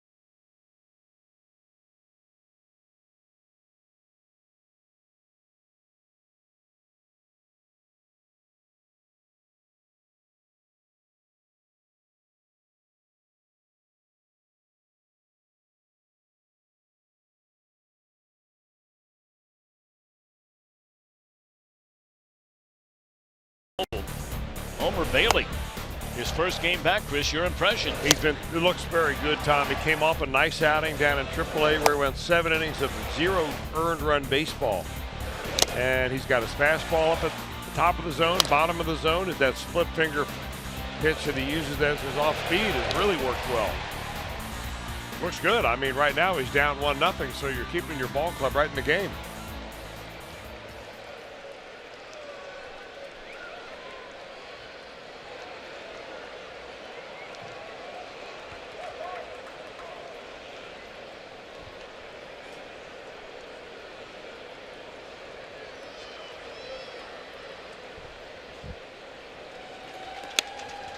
Bailey, his 84th pitch of the game, and he faces the top of the order, so his 3rd time through this Cardinal batting order. He allowed 1 hit the first time through, 2 hits the second time through, and the 2 hits produced the game's only run in the 4th, a double and a single.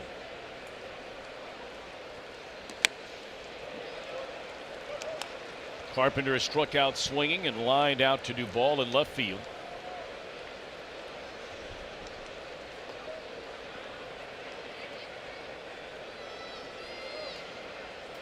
The Reds do have action in their bullpen for the first time tonight. They have Michael Lorenzen starting to throw, and gone swinging again on that high fastball is Carpenter. Maybe that's a way to get this guy out. Well, it might be. If you have it, you might as well use it, and Homer blew it right by him a couple of times in this at bat.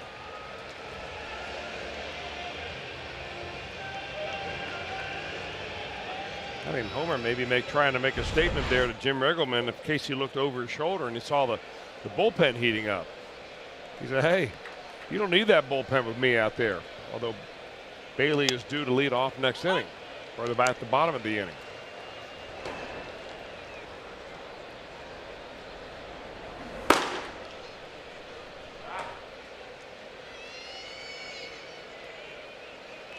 You know, not the ideal decision for a manager to have to make, to take an effective pitcher out of the ball game to try to generate some offense.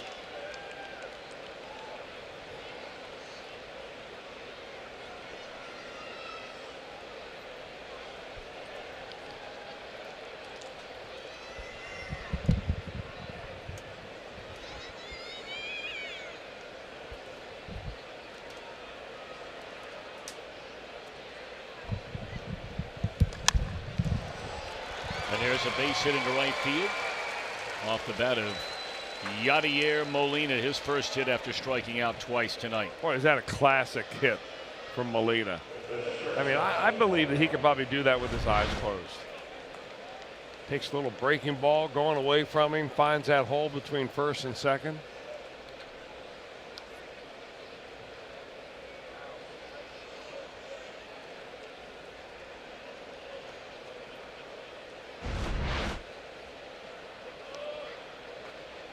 So Molina on at first, and here's DeYoung. He struck out his first time up, but doubled over the head of Billy Hamilton, actually off the arm of Hamilton back in the fourth inning, and scored the game's only run. He's now hit safely of 11 in 14 since coming back from a disabled list. He missed a lot of games with a fracture in his hand, got hit by a pitch. Hamilton will run this one down. 2 away.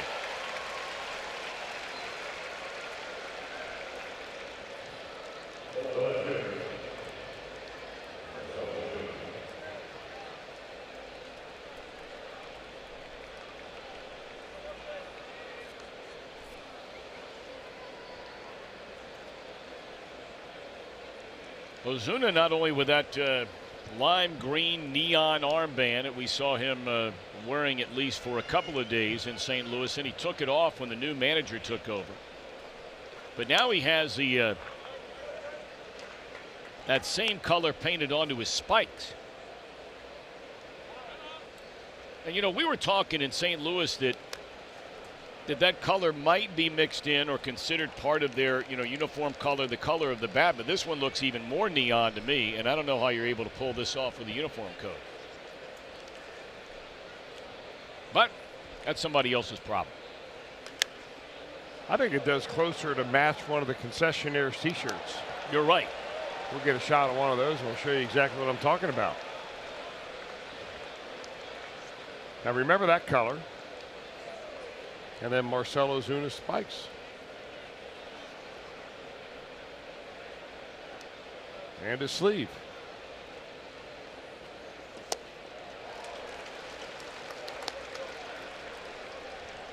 One ball and 2 strikes on Ozuna.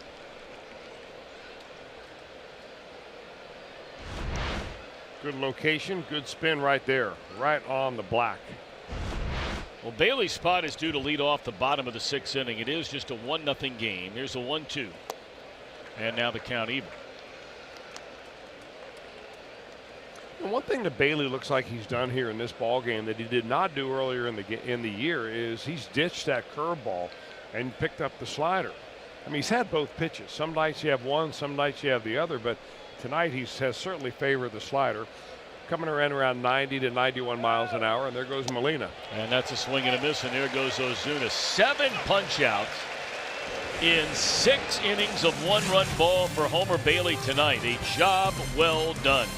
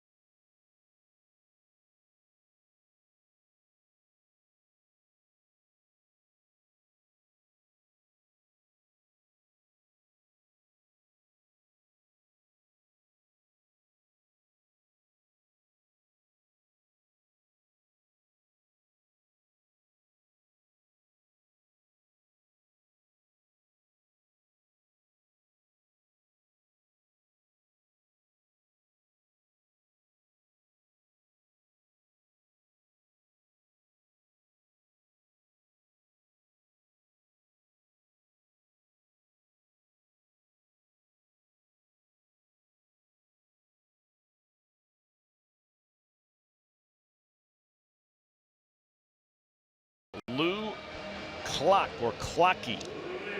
Not sure which, Lou. Please forgive me if I said it wrong. Well, I had to say it wrong one way. He's from Cincinnati, and he would win that Tundra thanks to your Cincinnati and Northern Kentucky Toyota dealer. So, sweet Lou, good luck tonight. Homer Bailey's going to bat. Why not? I mean, he is really pitching a good ball game here. Reds bat in the bottom of the 6th inning. Trailing just 1-0, but the Reds, like last night when they arrived in the 6th, in fact, like last night, it went even further than that. Last night, the Reds went 7 innings without a hit before Irvin finally got a single off the reliever Hicks in the 8th inning.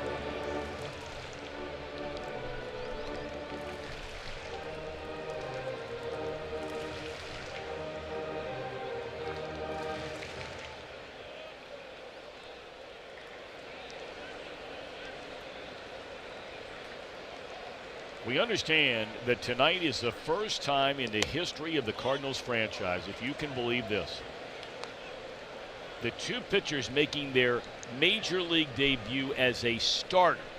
Last night was the overall major league debut for Ponce de Leon. Tonight is the major league debut as a starter for Gamba.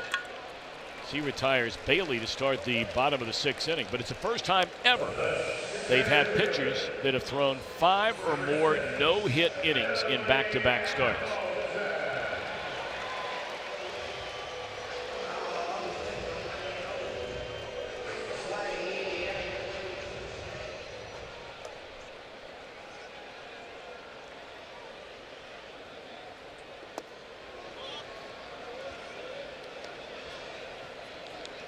I mean, and it's kind of unusual, really, that it would happen against the Reds, because the Reds are 3rd in the league in number of hits as a team this year. Actually, they're tied for 2nd now with the Atlanta Braves. They may fall to 3rd if they don't get a hit tonight. Good chance of that. I think Atlanta might. They have 3 runs earlier today. They got beat 9-3 by the Marlins.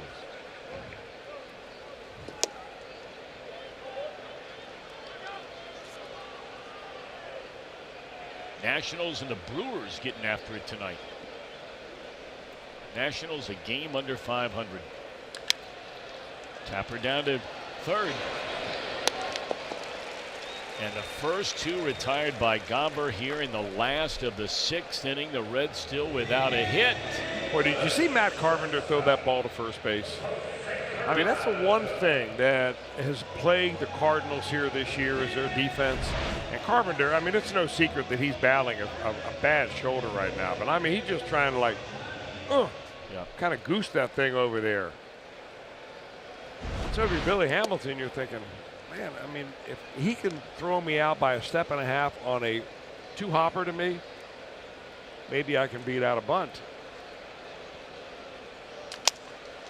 Soft liner caught. 6 no-hit innings by a Cardinal starter. Back-to-back innings where he's thrown 9 pitches. Wow.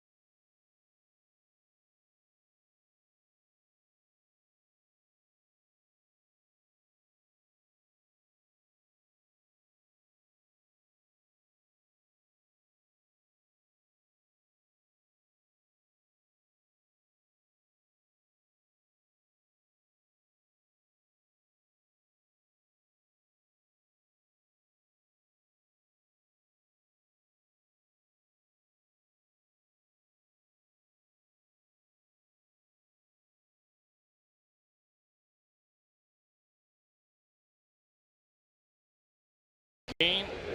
Join Mo Egger from 700 WLW. He'll be there with a Reds fan cam. You can be a part of our Reds live telecast. The fun gets underway Friday night, 6 p. at the Holy Grail at the Bank. That's a great spot to go before a game. Not a bad spot after the game. No, you're right about that.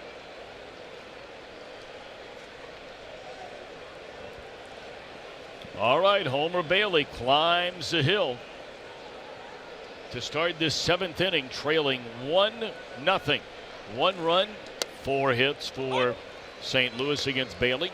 No runs, no hits for the Reds against Gomber. You know, if not for Gomber's excellent outing so far tonight, I mean, superb outing, you know, we'd be talking about how great Homer Bailey's been pitching. 4 hits through 6 innings. Only a solo run that came into 4th with a leadoff double that went off the glove of Billy Hamilton. So this could easily be a 0-0 game.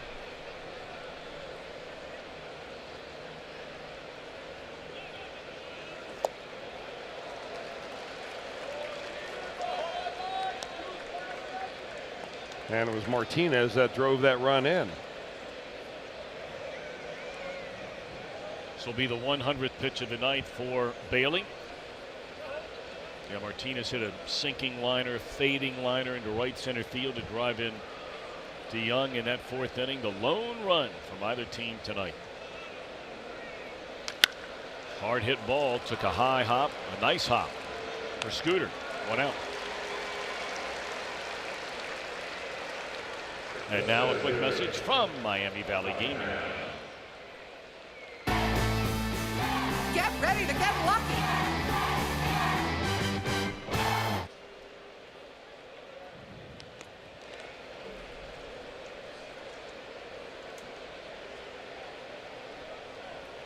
You know, you look at the pitch count for Gomber, and remember they took Ponce de Leon after the game out of the game at the end of 7 innings last night, 7 no-hit innings with 116 pitches.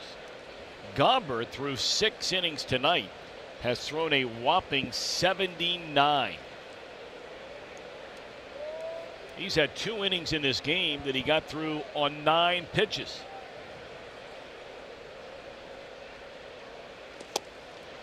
One and one on Tommy Pham.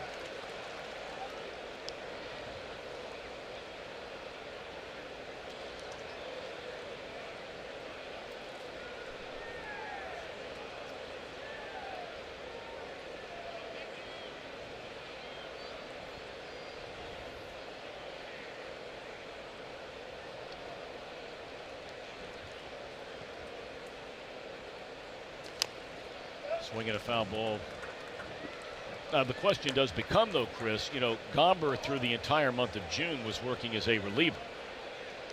So, you know, maybe his situation is not so different from where he sits on the pitch count ladder from Ponce de Leon last night. Well, you know, Tom, I don't know where the stretching out term ever came, because I don't believe you stretch out your arm to condition your arm to go more innings. You stretch out your brain to go deep into a ball game, to learn how to pitch the first time through the order, the second time through the order, and then the third time through the order.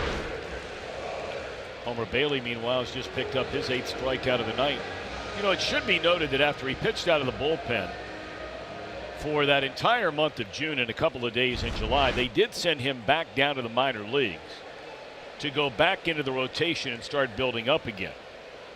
He had a 3-inning stint, 5 1/3 inning stint, 5-inning stint, and in 6 of his 11 outings in the minor leagues this year, he threw well over 100 pitches. So I'm sure he's programmed mentally and physically. Well, he struck out 16 back in April. Did not walk a batter in that game. But they needed left-handed help up here. That's why they brought him up into the bullpen. He's only walked 2 in a game tonight, and they came back-to-back to begin the 3rd inning. Kind of an example of bringing up a guy who can help the big league team somewhere. So instead of just grooming him as a starter, bringing him up to the big leagues as a starter, you get him up here to kind of get him up to speed at MLB level. And then when a starting spot opens up, there he is.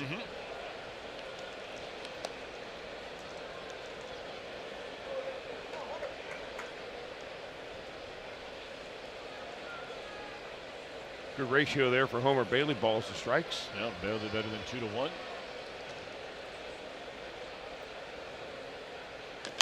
The 8 strikeouts, by the way, a season best for Homer Bailey here tonight.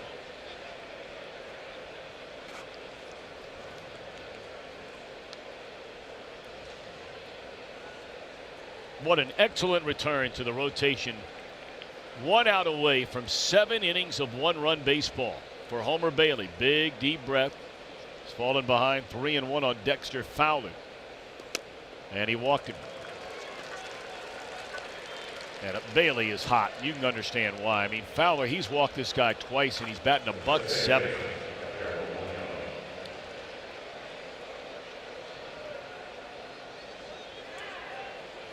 Those are Bailey's only 2 walks of the night.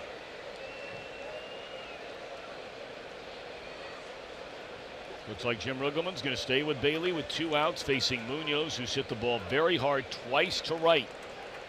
A liner that Irvin came in to get, and then a liner that Irvin went to the corner on the warning track to flag down.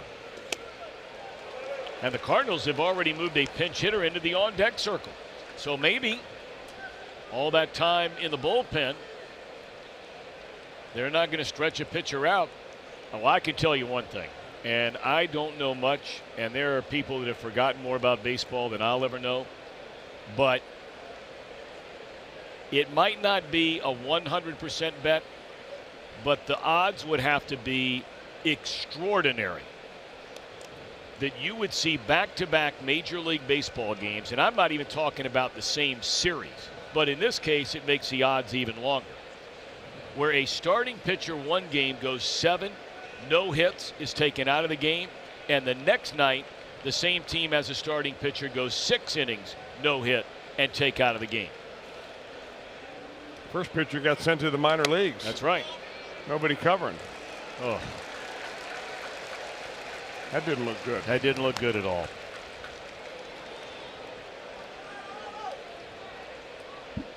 Sally's wandering around. Who's got coverage right here? Evidently, it was reverse coverage, what they call, because they figure that maybe Munoz is a guy that's going to hit the ball the other way, and Jim Riggleman, a former infielder, has probably got something to say about that. 1-1 strike on Munoz. Well, that could be a big run in this game.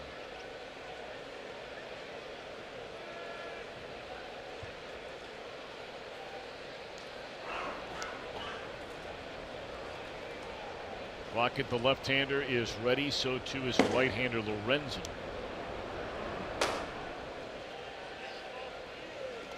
And that pitch is in the dirt. 2 balls and a strike. Well, Garcia is standing in the on-deck circle.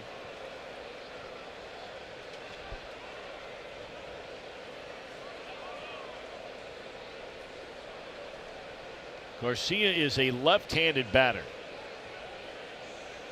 And Casale going to come out and chat with Bailey before a 2-1 pitch. What do you think this is all about? It's a pretty lengthy conversation here, Chris. Well, this is the first time really that Casale's had some extended time behind the plate with Bailey. So he wants to probably figure out what Bailey wants to do. Bailey's the veteran out there. He knows what he wants to do. He knows how his arm feels, how his stuff is working.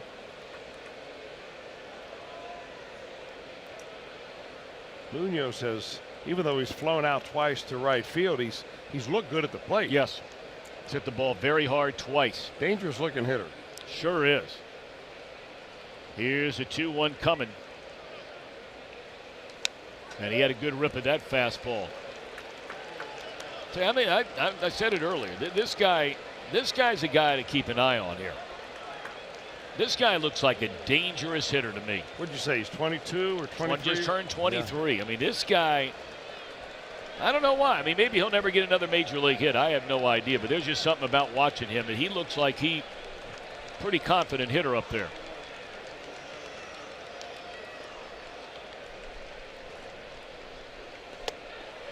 Three balls, 2 strikes. I know what I wouldn't do is throw the ball up in the zone to him. Short guy, short arms, got the bat flat when he's set up. It's almost already on plane. choking up a little bit.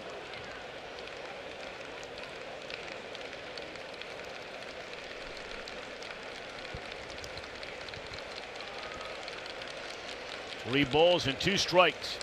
And that ball is smoked into left center field. And Munoz goes in with a run-scoring double to make it 2-0. Yeah, they got a splitter, it looked like, and Bailey just got the ball up. It looked like sometimes, you know, when you get a 3-2 count and you want to throw that splitter, it's best when it is not a strike.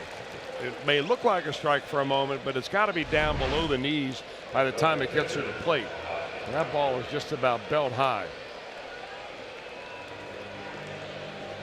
And the stolen base is what set it all up. And the 2-out walk, which led to the stolen base. I mean, you're walking a guy hitting $170.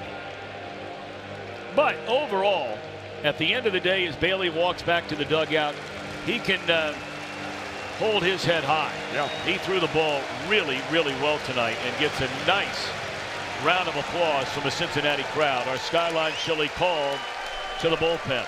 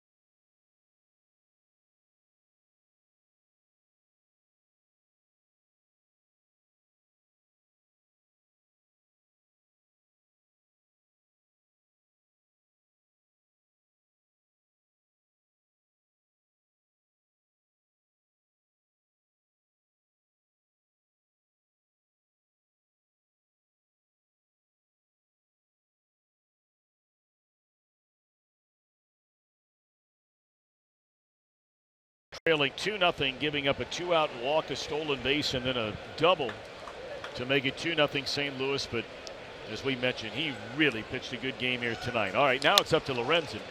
And there's a bouncing ball behind the bag. Peraza cuts it loose and not going to be in time. He double clutched on that ball. And that's Gomber, the pitcher, who gets an infield hit. His first major league hit. Well, they had Greg Garcia in the on-deck circle, remember. Maybe it was all decoy right from the very beginning. I don't know, maybe he just didn't feel that ball in his hand right when he got it out of his glove, and Gomber just beats it down the line. Even if that's a perfect throw, he's still safe. Nice play by Votto to keep another run from scoring there. So Gomber has more hits than he is allowed tonight. And we're in the 7th inning. Now you got one more mighty tough customer here in Carpenter. Now they have the left-hander down there ready in the bullpen. If they wanted to make this change, Carpenter against left-handed pitching is hitting .265. He's batting .284 against a righty, so not a huge spread. He hangs in there against left-handers. And he's faced Lorenzen quite a bit as well.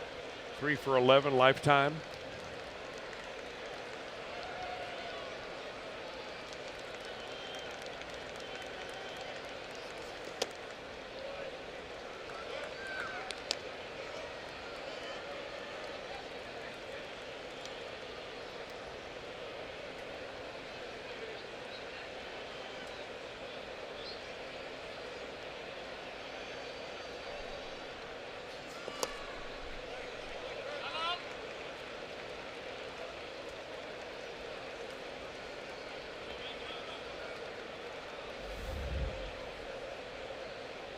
Very good numbers for Lorenzen. He's got a little bump in the road here of late. Couple of outings where he surrendered runs. In fact, in 2 innings in that Pirates series, he allowed 3 runs, couple of walks, while facing a total of 11 batters, and now he's walked Carpenter to load him up for Molina.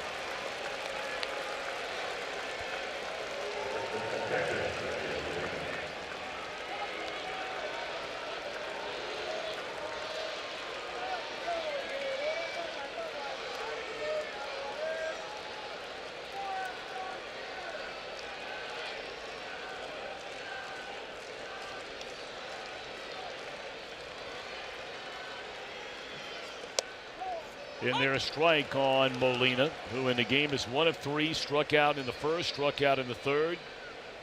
Single to right in the 6th inning. Huge at bat in this game. Cardinals already in front 2-0. We're in the 7th. Reds don't have a hit, but still very much in the game. And now it's 0-2. That one got a big chunk of Casale.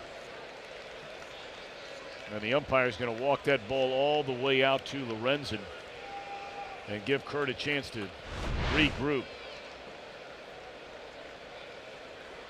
There might be padding there, brother, but ooh, that will be sore.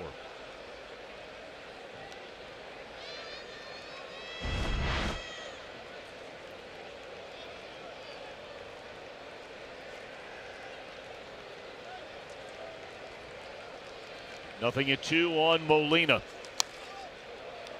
4 of 10 is Molina in his career against Lorenzen.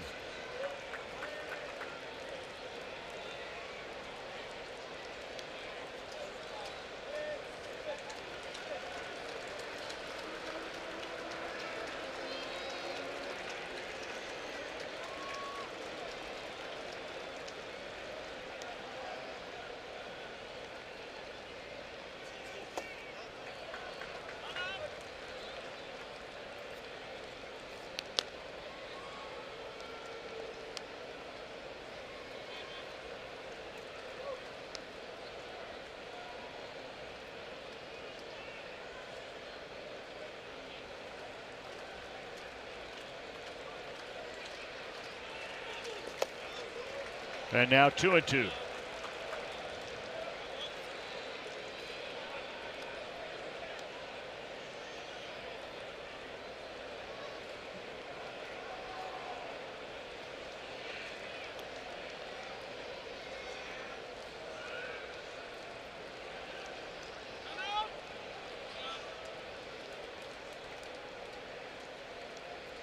It's a big pitch right here. Bases loaded, 2 outs, 2-2 delivery. Urban will track it down. A nice play by Urban in the corner. Cardinals leave them loaded, but they come up with a run on a couple of hits. Reds trail 2-0.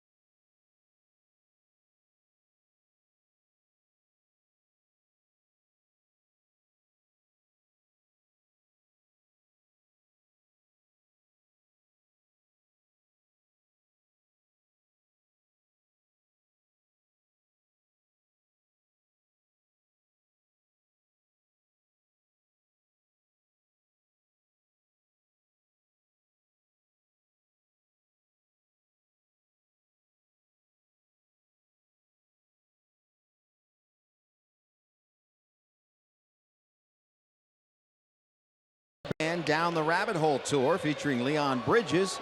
Get your tickets today at Reds.com/Zach Brown Band. On Saturday, July 28th, first 20,000 through the gates are going to get a Joey Votto Funko Pop. Thanks to Ram Trucks, 500 lucky fans are going to receive a limited edition gold Joey Votto Funko Pop. Plus, enjoy a post-game concert featuring Walk the Moon. For tickets, visit Reds.com. Well, changes for the Cardinals, but we've got something going on here at the ballpark. Carpenter's going to play first base. Garcia will come into play second base. And over at third, it will now be Munoz. But we have some kind of alarm going off here at the ballpark. You can hear it in the background. Well, the umpires have now gone into the Reds tunnel up towards their clubhouse, maybe to get on the phone to Major League Baseball or to the ballpark operations center to find out what's going on here. Say, hey, can we play with this noise in the background? Jim Day? Well, they could play with the noise. The problem is if you look in the batter's eye, there are the strobes going off behind home plate. So they could play with the noise, but big time distraction for the hitters looking back towards the pitcher. And James Hoy, the home plate umpire, says, listen, we can't play until they get those lights out. I mean, it's basically the fire alarm, right? Yes, it's the fire alarm. We've had this go off. It's happened before during the game, I think once. It's happened a lot of times before the game. But yeah, this is the fire alarm at Great American Ballpark. Of course, if I'm a cynical Cardinals fan, you know what I'm thinking. These Reds will do anything to break up a no-hitter. Why not? Why not?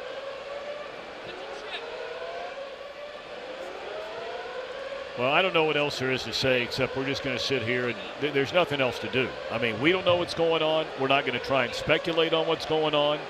And so you're in the same boat as the guy who's playing right field right now for the Cardinals or the guy who's sitting in the stands in left center. We have no idea what's going on.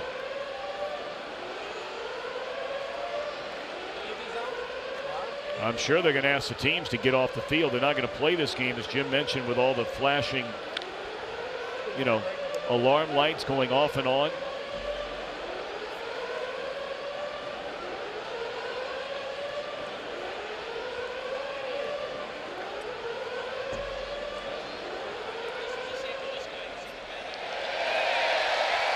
Biggest cheer of the night.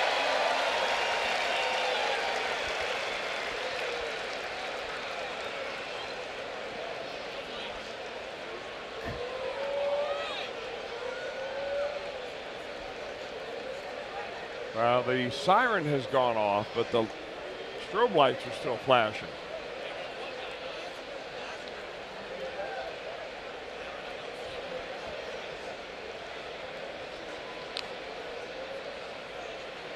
And they're still flashing.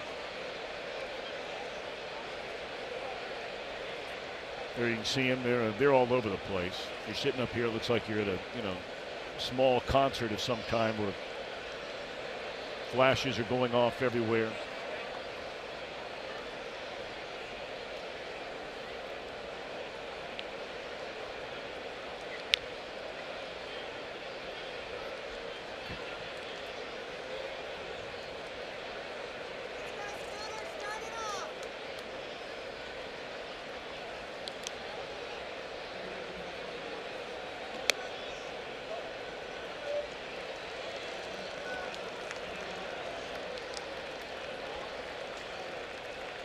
Still waiting on those lights to get cleaned up. Sure, a lot of people are working very hard to make that happen.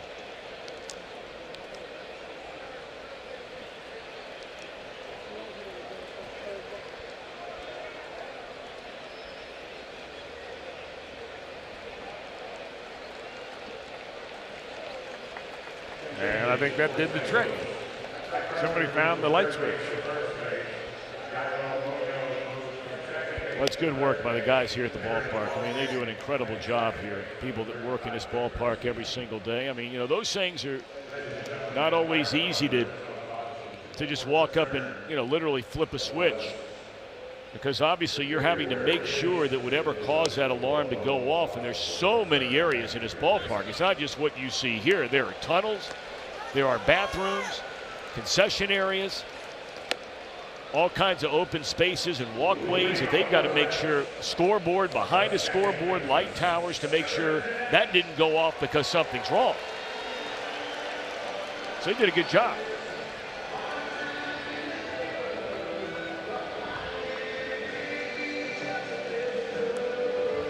It was an inadvertent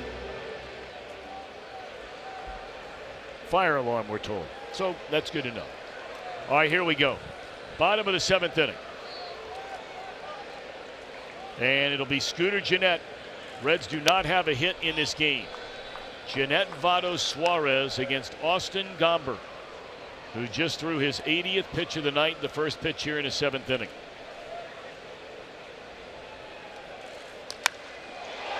High fly ball, left center field, hit pretty well, and Pham will run it down.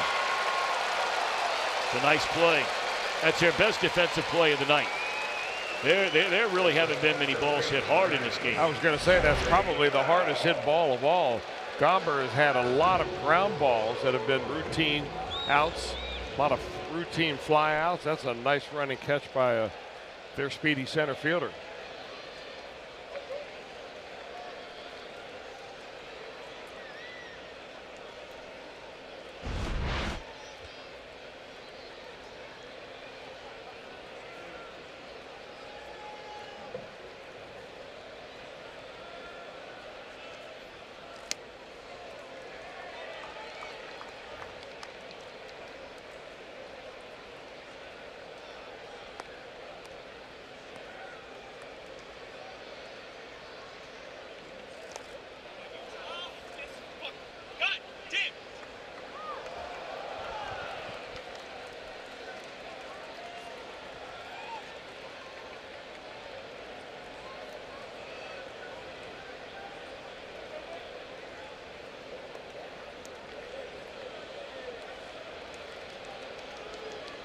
They're saying the count is 2-0, but I think Votto is screaming because that ball may have touched his bat.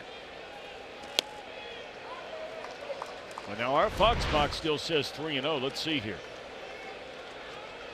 Yeah, he did hit his bat on a bounce.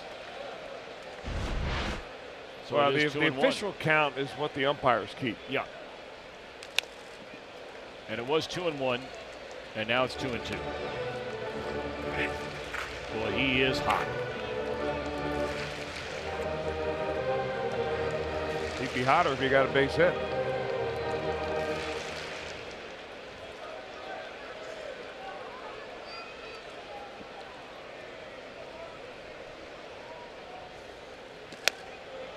Three and two on Votto. All right, last time he got him in a situation like this in a 3-2 count, he threw him a changeup on the inner part of the plate. He got a strikeout from Votto in the 4th inning. See what he does right here. Came with a gas, and Votto lines it into right field. A base hit, first hit of the night for the Reds. From Votto, 1 out into the 7th inning.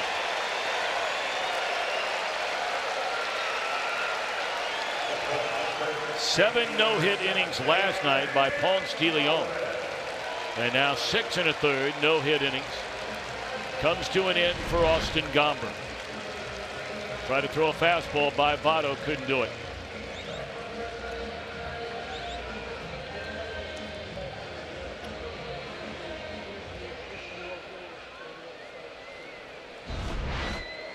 Now all of a sudden, just like last night's game, you know, your pitching has done an excellent job. And now you have Suarez walking the plate, team leader with 72 runs batted in and 20 home runs, representing the tying run in this game.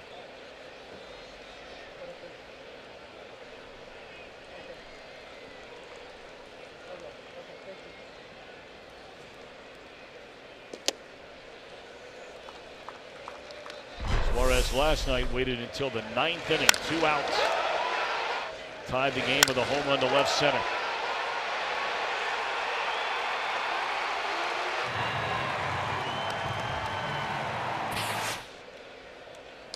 And this ball is launched. Eugenio Suarez.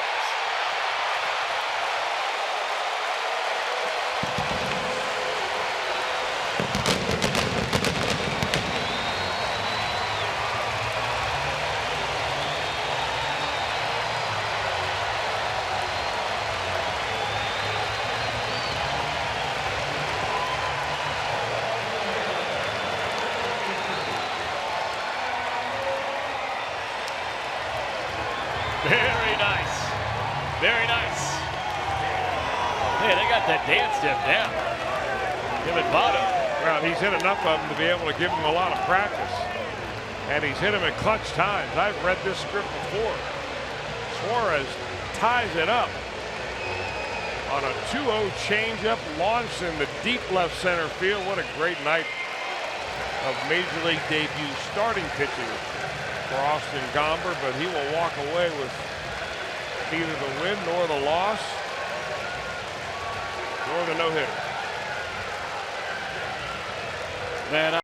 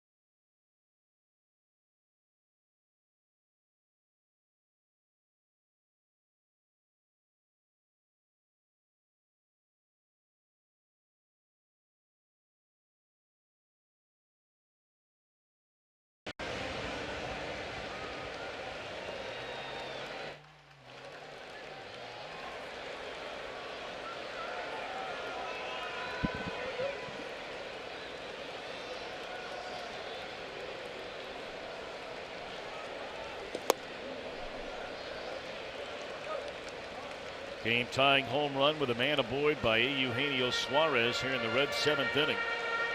After they broke up the no-hit bid by Austin Gomber with a single by Votto in front of Eugenio. And now the Grove City High School graduate right-hander Mike Myers takes over on the mound for the Cardinals. That's just south, of course, of Columbus and Franklin County. Big suburb, south end of Columbus.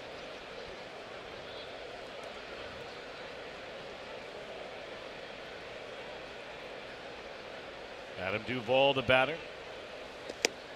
For the starting pitchers tonight, Bailey 6 2/3, 5 hits, 2 runs. Gomber 6 1/3, 2 hits, 2 runs. Gomber walked 2, fanned 6. Bailey walked 2, fanned 8.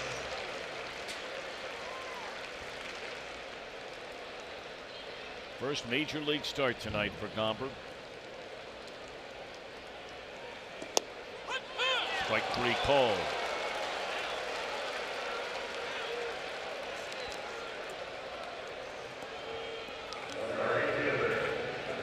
Well, Myers got something on that ball, doesn't he? 98 miles an hour, back-to-back fastballs he threw to Duvall. He's from Grove City, but he did his college work down at Ole Miss. Last time he pitched was against the Cubs a couple of days ago and got lit up a little bit. Couple innings, a couple of runs.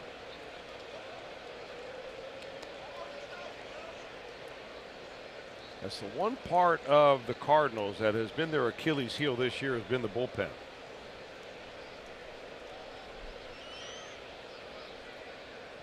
Especially the left-handed part of their bullpen.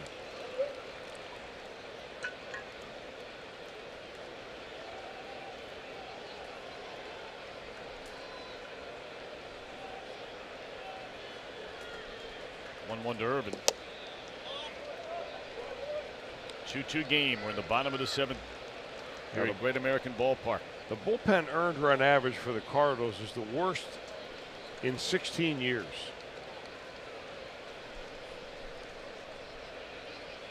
Of course, a lot of those years when this ball club was skippered by Tony La Russa. And he was one guy who has always been a stickler for a shutdown bullpen. He wanted balance down there, enough left-handers to be able to use them at any time of the game. But his belief, that's the way you win on the road, is with your bullpen. 3 balls and a strike. A rocket right at the third baseman will end the inning. But after the Reds finally got a hit, it was time to get on the board, and Suarez ties the game at 2.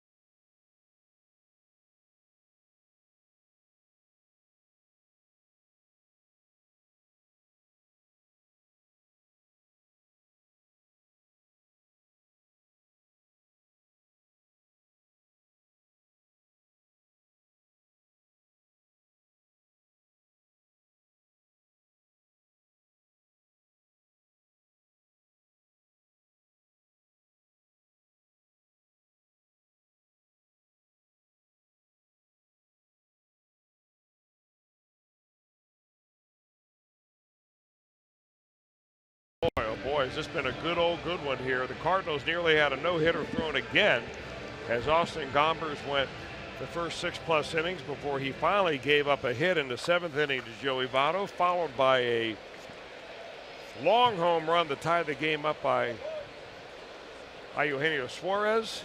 And now we are tied at 2. Michael Lorenzen in for his 2nd inning of work. Lorenzen came on to get the final out in relief of Bailey. He did allow a hit and a walk, but stranded the bases loaded.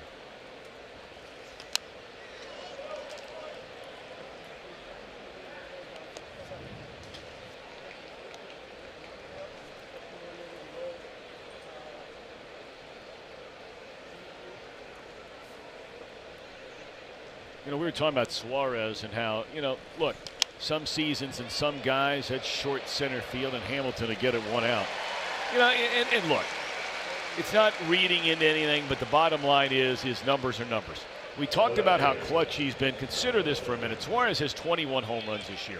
17 of the 21 home runs he has hit this season.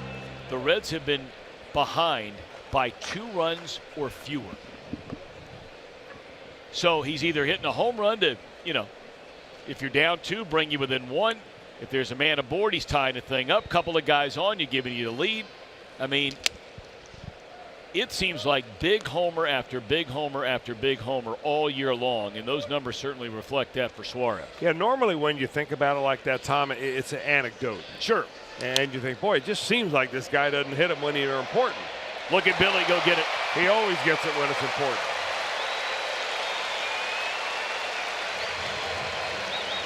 Back-to-back plays to center field, an easy one and a sliding good one there, right?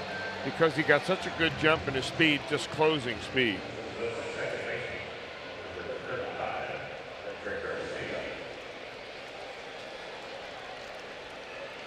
Well, Billy Hamilton lives for that. I mean, I think he'd rather steal a hit from somebody than get a hit himself.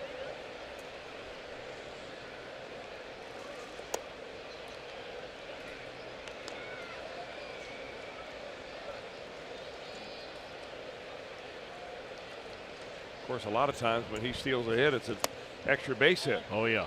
Gosh, you and I were talking before the game, though, man.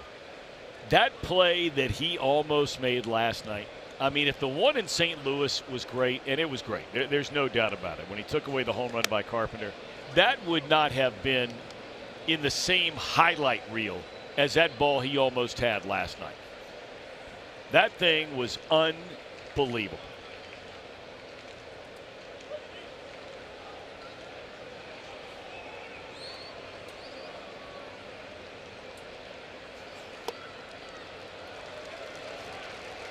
And that's not good. That's a walk to Greg Garcia.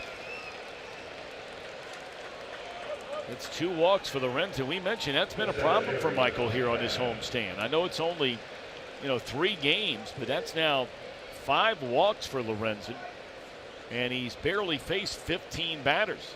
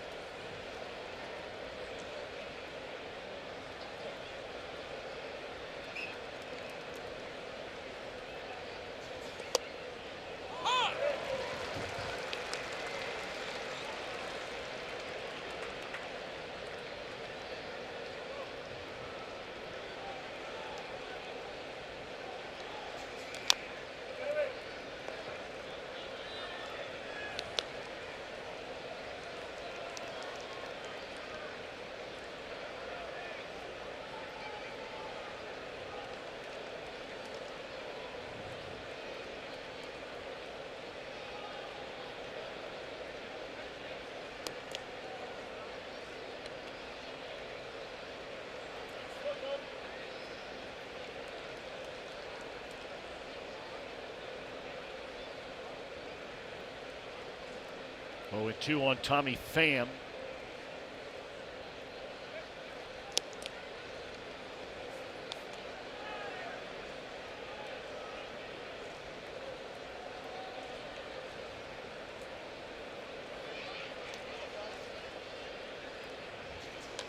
Fouled out of play. We'll do it again.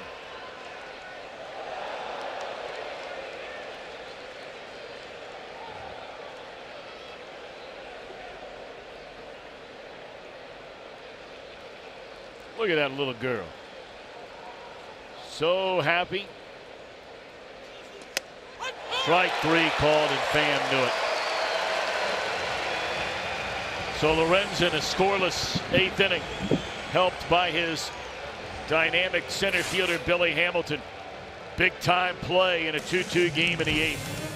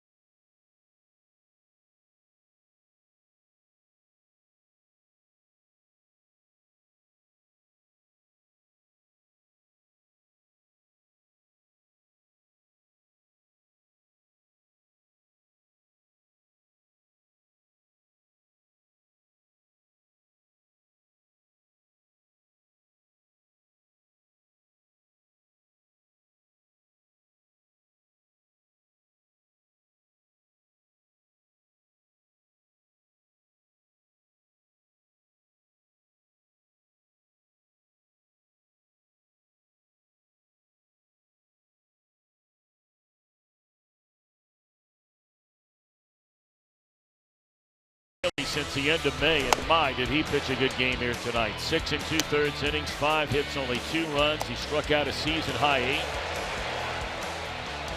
He allowed a double in the 4th inning to DeYoung. He would come in and score on a single by Jose Martinez to make it a 1-0 game. Then, of course, all the focus zeroed in on, Gomber, who was making his first major league start here tonight as the Reds bat here in the last of the 8th inning in a 2-2 game. He was working on a no-hitter until 1 out into the 7th inning, allowed a single to Votto and then a home run by Suarez to tie it up. And now the flame-throwing right-hander for a second straight night, Jordan Hicks. Reds scored off him in 2 appearances 2 weekends ago in St. Louis. They did not score off him last night. They did get a base hit. He pitched 10 pitches is all last night. That was good enough for 1 inning. An inning where he gave up a base hit.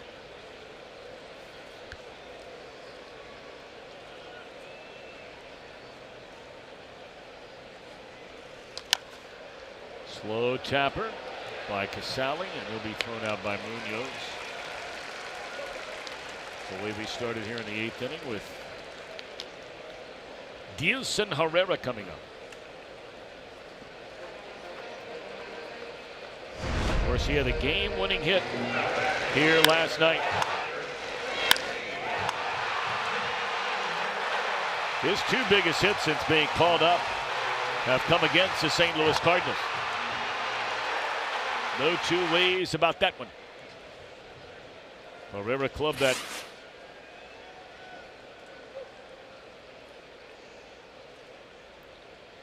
home run, that big 3-run home run in St. Louis. That came on that Friday night, and then on Saturday when the Reds scored the 4 runs in 1/3 of an inning against this pitcher Hicks. That inning started when Herrera was hit by Hicks.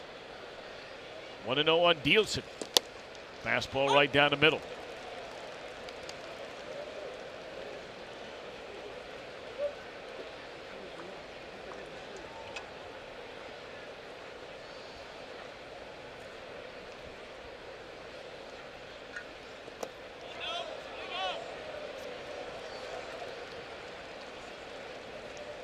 Two and one on Herrera.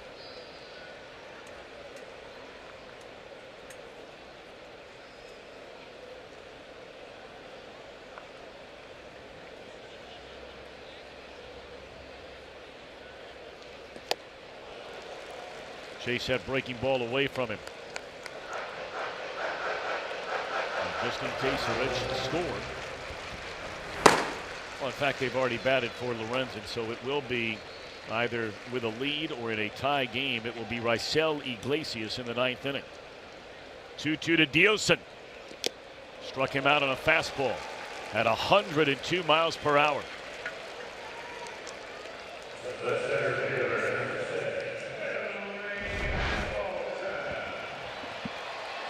I've been talking to the Reds hitters about facing Jordan Hicks because sometimes 102 seems like you can see it.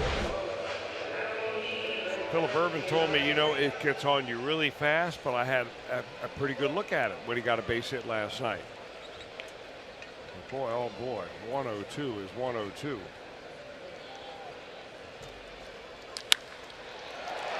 Well, Billy Hamilton turns around 100.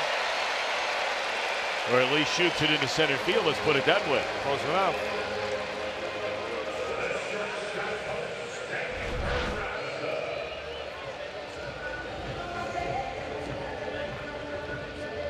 This Jordan Hicks is only 21 years old. He has been a starter his entire career until this year when they brought him up to the big league club. I tell you, he had some unbelievable numbers as a starter. I would imagine in a short amount of time. Only 2 years of pro ball. 14-5 with a 2.8 ERA. I wonder if that might not be in his future again. I mean, he's still so young, and the Cardinals do that kind of thing pretty regularly. Dusty Baker used to talk about it all the time when he played for the Giants, or for the Dodgers rather, and how they'd bring up guys like Ken Howell and Pedro Martinez and put him in the bullpen for a year or two and then move him back into the rotation. We'll see how that plays out for young Mr. Hicks.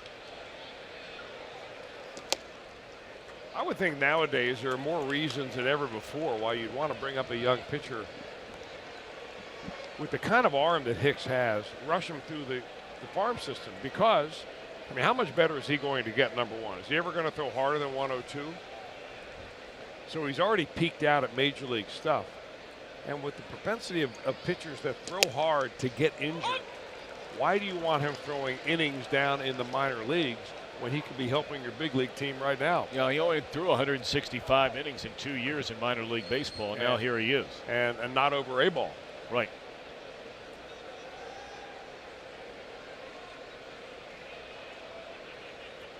One ball and one strike to count on Peraza. I would think that this is the time. You know, a lot of times it doesn't matter how many stolen bases you have, it's when you have them. That this is when Hamilton has got to be aggressive right here. If you get thrown out, then you have your leadoff hitter leading off the inning as you go into the ninth.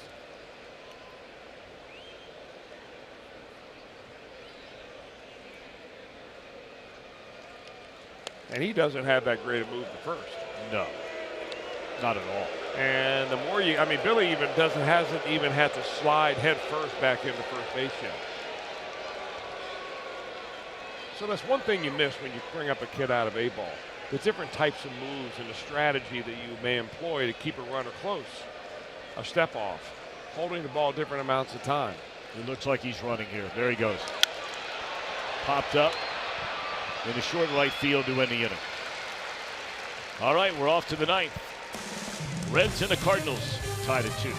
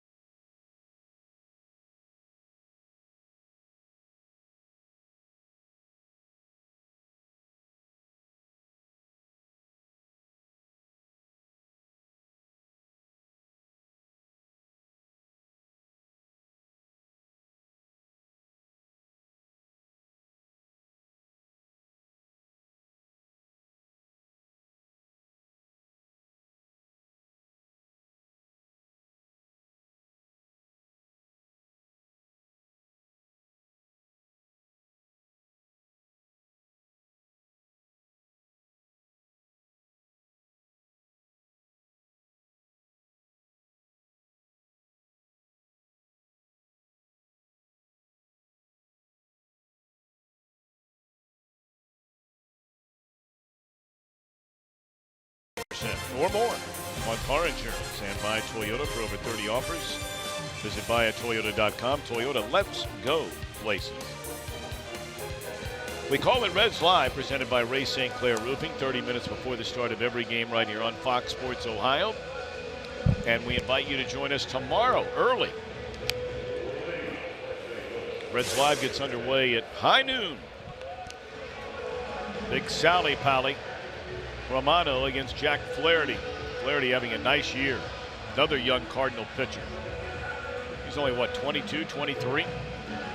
Young guy. Really good-looking pitcher, too. All right, Reds go to the bullpen, and they bring out their ace, Raisel Iglesias. Yeah, Flaherty's 22. 22. This will be the latter third in the batting order. You'll have Fowler, Munoz, and then the pitcher Hicks due up.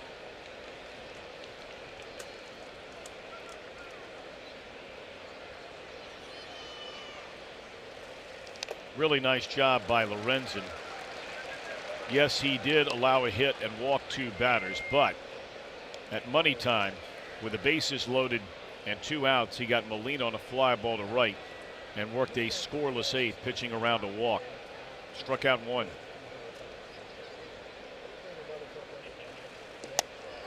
Oh, doctor. Oh, doctor. Are you kidding me? Fowler knew he was out.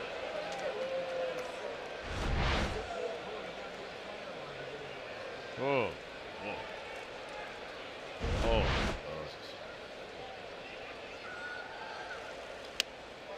You know, Fowler really doesn't have much rhythm at the plate right now. I'm sure that they've got experts in hitting that have been looking at him, but I mean, look how he just starts from a complete stop position, and all of a sudden when the pitch comes, he's got a bunch of stuff going on at the same time.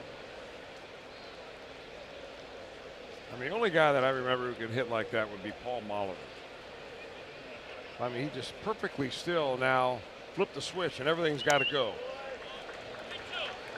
He cocks his hip, he gets his foot up, he tries to get his foot down in time. His hands come back all simultaneously. That's a lot to handle. You know, a lot of guys who, you know, they're trying to develop a little bit of rhythm the entire time that they're standing in there. Gonna be a tough play by Casale. Nice. 1 out.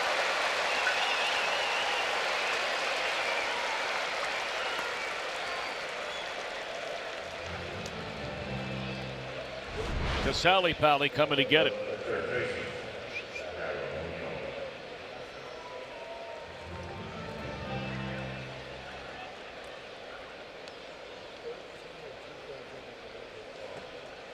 Well, we give you just about every angle you need there.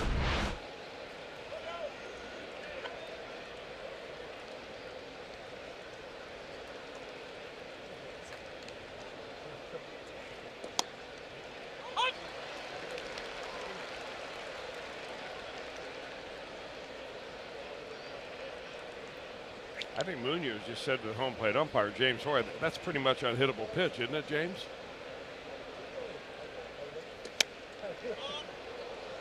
Oh.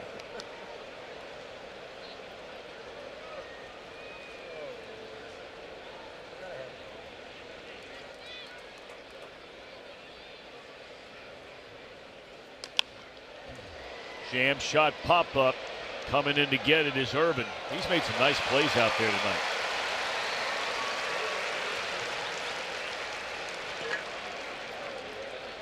Harrison Bader will come up and back for the pitcher Hicks, who works a scoreless inning with a hit and a strikeout.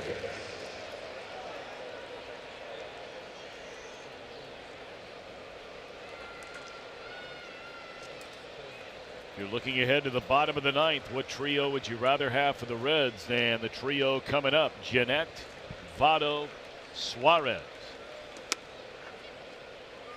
2 runs, 6 hits, 7 left on base for St. Louis. 2 runs, 3 hits. No errors and 2 left for the Redlegs. Reds did not have a hit through 7 innings last night. And to be exact, it was 7 1/3. But they rallied to win it with a pair in the bottom of the 9th. The Reds did not have a hit through the first 6 1/3 here tonight. But they get a single by Votto and a game-tying home run by Suarez.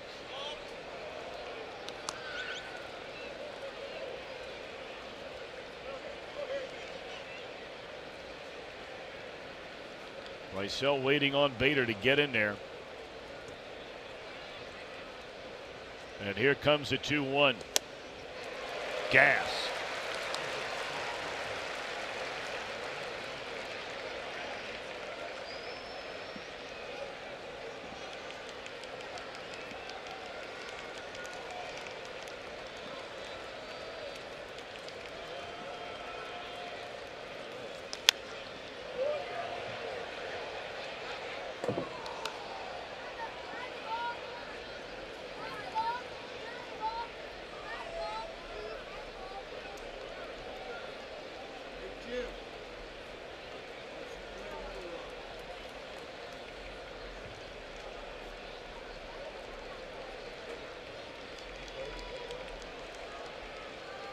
Adios. Iglesias say 1, 2, 3, 9. All right, here we go, here we go, here we go, here we go, here we go. Bottom of the ninth, right around the corner to 3 All-Stars are coming up.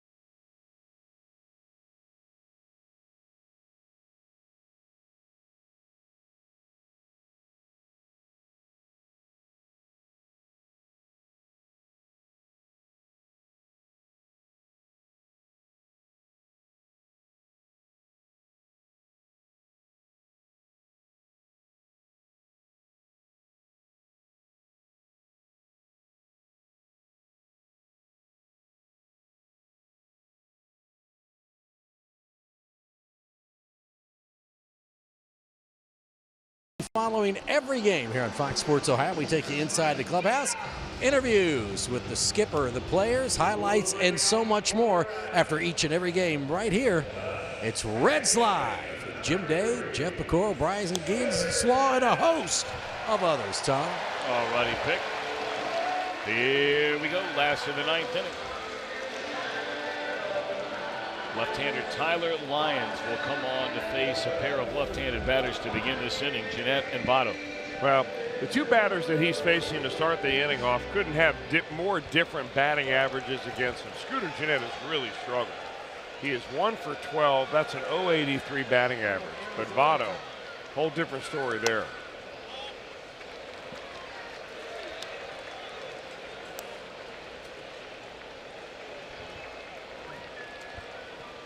Votto, a .438 batter against Lyons, 7 of 16 with a couple of home runs and 3 doubles.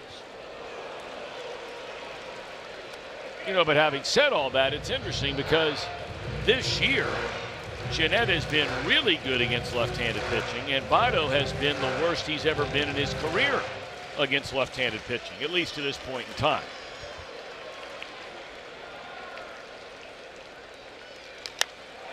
That ball in the air.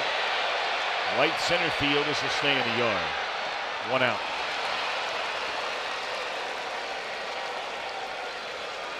I mean, Votto is in that batter's box before the ball even came back into the infield. But he's ready to hit. And how about this? Those career numbers we just gave you against Votto, where Votto is 7 for 16 against this left-hander, they're bringing in a right-hander to face Votto rather than letting Lyons face him. I'll tell you, that's a manager thinking out of the box a little bit. You don't see that much anymore. Well, I mean, you either adopt and believe in the numbers or you don't. All right, we'll be back to you about the new Cardinal pitch.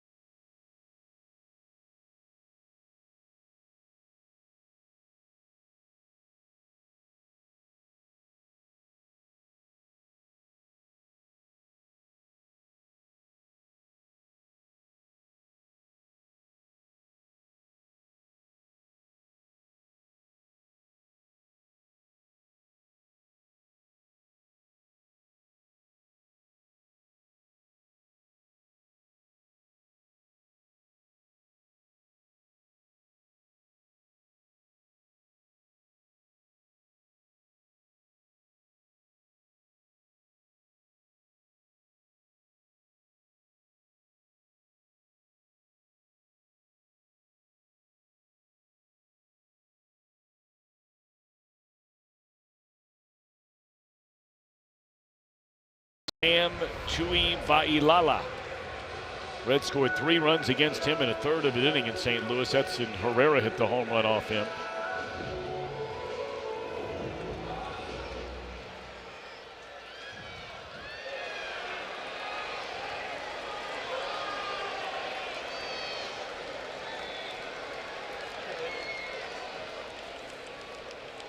And Joey Votto the batter, and that's ripped up the first base line, but foul.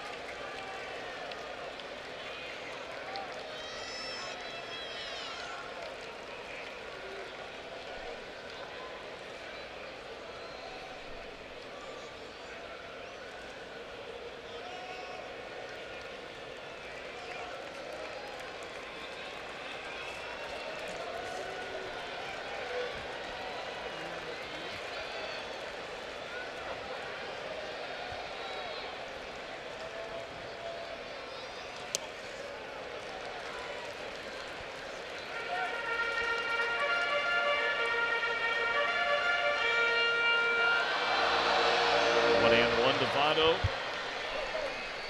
of a sudden, this one's really slowed down. A lot on the line here in a 2-2 game in the bottom of the 9th inning. And that's low.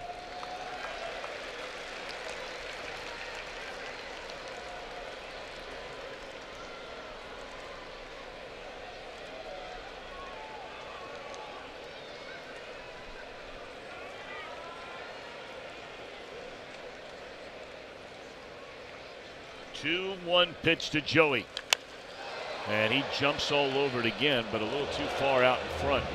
Boy, he has hit 2 rockets off this Cardinal right-hander, but both foul. You know, you don't really see Votto hit that many foul balls down the right field line. It would tell me, if I'm Tuivailala, that he is trying to get the bat head going and launch one out of here to right field. I really believe that Votto is the kind of the hitter that if he wants to get up there and pull the outside pitch and hit it a long way to right field, he can do it. And this is one of those instances where he might be trying to do that. And blew it right by him at 98. Yep.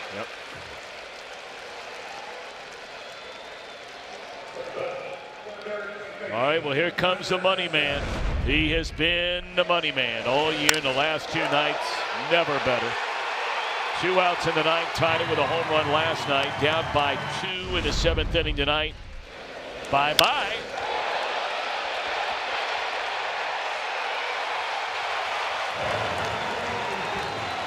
I mean, he can't do it again, can he? Can he do it again in the 9th? We can only hope.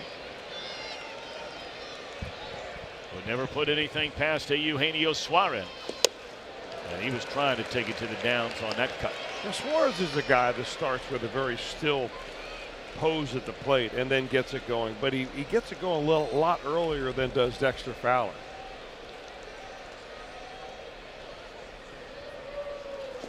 And it's simpler when he does get it going. Smaller leg lift, just a little bit of a hip cock.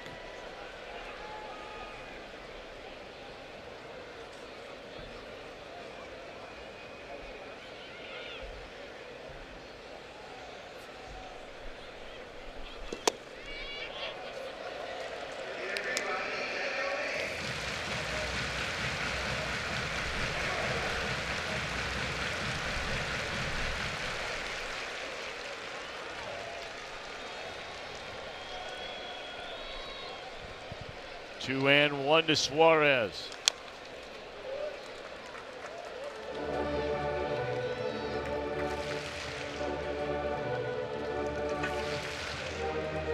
It's another young pitcher for this Cardinal team. This guy's got some electric stuff. He may not throw as hard as Hicks. Of course, I'm not sure anybody outside of Aroldis Chapman throws as hard as Hicks. Well, he's throwing right now, at least tonight, 2 to 3 miles an hour faster than his average so far this season.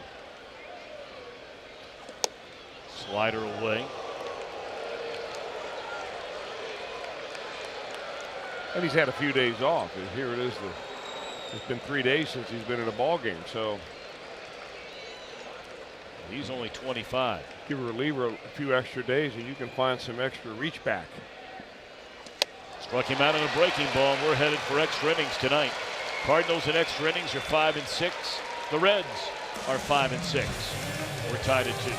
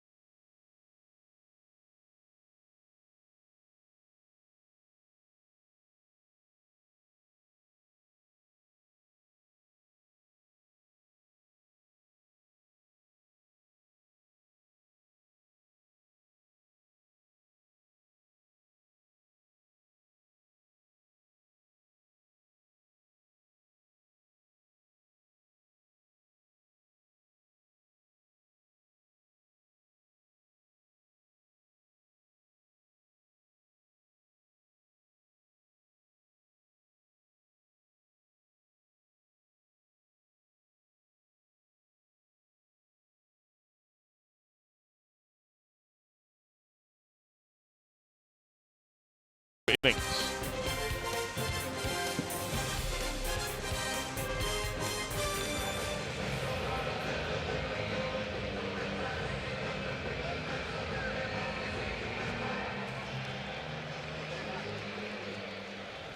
Rysel will now come on for a second inning. The tie this side in order 1, 2, 3, but he faces the top of the order now. It will be Carpenter, Molina, and DeYoung.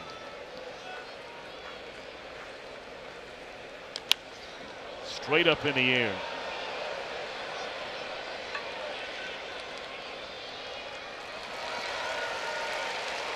One pitch to get a real dangerous hitter out.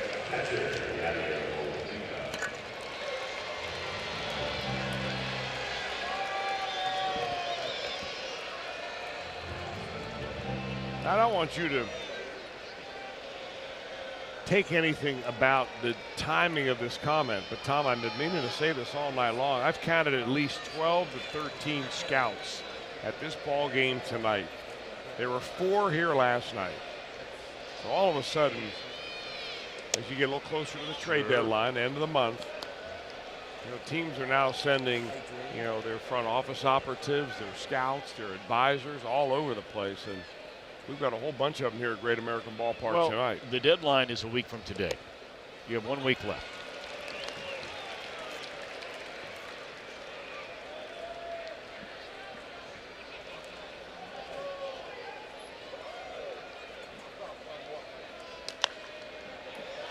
Dropping down and bringing 97-mile-per-hour heat right there on Molina is Iglesias. Dropped foul and out of play, 1 and 2. You know, for Iglesias, it's not necessarily dropping down without losing velocity. I mean, there are some guys who can do that. Normally what happens, the lower you drop your arm, the less velocity you're going to throw. But he's able to control the baseball from all those arm angles. Look at Peraza deep in the hole. Nicely done. And Molina in frustration kicks a first base bag. He thought he had a hit.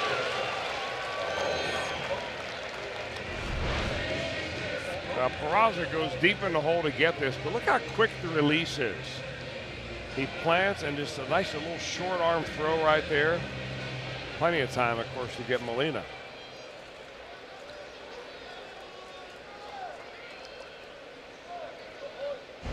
Away for DeYoung. It's the 10th time this year it's been more than just 1 inning. for Raisel Iglesias. DeYoung is 0 for 5 against the Reds closer with a couple of strikeouts. And the 0-1. Breaking ball sweeps away. DeYoung, a lot of pop in that back. Missed a lot of time this year, but he does have 8 home runs. Had a big year last year as a rookie. 25 of them last year. And looks at a fastball right down Broadway. Well, it was maybe a little more on the corner than it looked.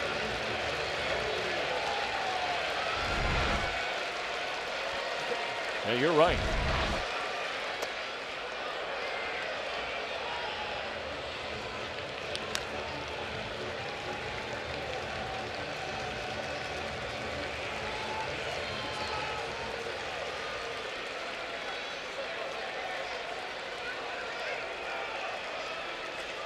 Now the 2-2.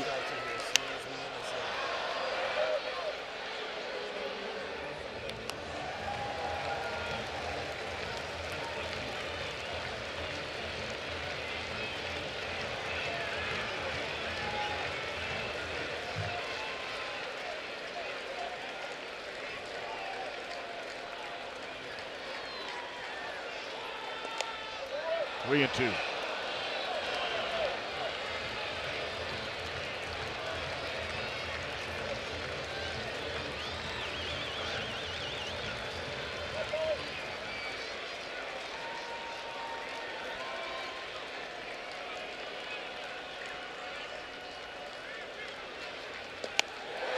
Oh, man. Whoa, boy. You got to smile because it'll keep you from crying. Is Riggleman coming to get Iglesias? No, this is just a conversation. There's nobody getting loose in that. I think after that call, he wants to make sure that Iglesias has time to get a breather. We saw that series here earlier this year where he went into complete meltdown mode against the Chicago Cubs one day. And a lot of it centered around calls like that at the plate from the home plate umpire. Remember that game? Well, I sure do, and I'm sure that's what the reason was. In fact, Riggleman looks like he's chatting a couple of words at the home plate umpire on his way off the field. But the first guy to see that was Scooter Gennett. As soon as that ball 4 was called, Gennett started running in towards Iglesias on the mound. And I think that Riggleman decided, well, if you're going to use a trip to the mound, I'll go out there and talk to him too.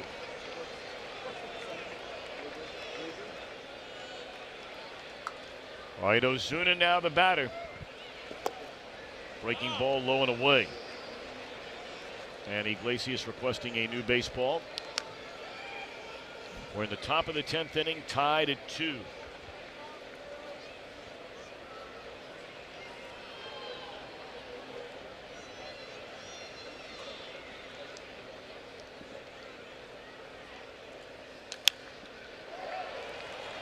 One ball and one strike.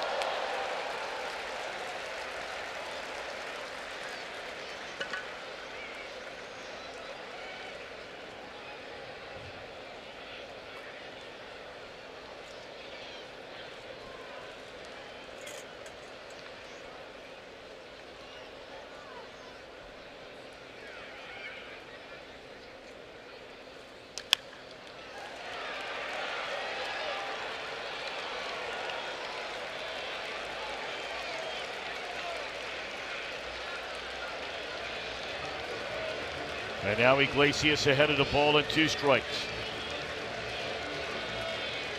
Let's see if Raisel can end this top of the 10th right here and right now. He's got a runner at first with 2 away in the inning. Shaking off Casale.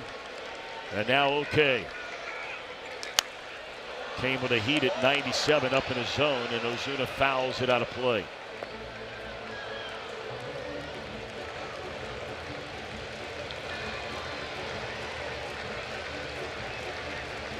Ozuna 1 of 4 has a double in 4 at bats. He had a base hit taken away on an outstanding play by Hamilton in the 8th.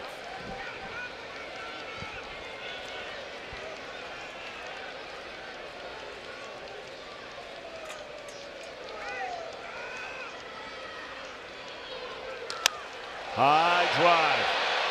Right center will stay in the yard. Hamilton there. Inning over. Reds come to bat. Duvall, Urban, Casale last of the 9th in a 2-2 game. Last of the 10th coming up.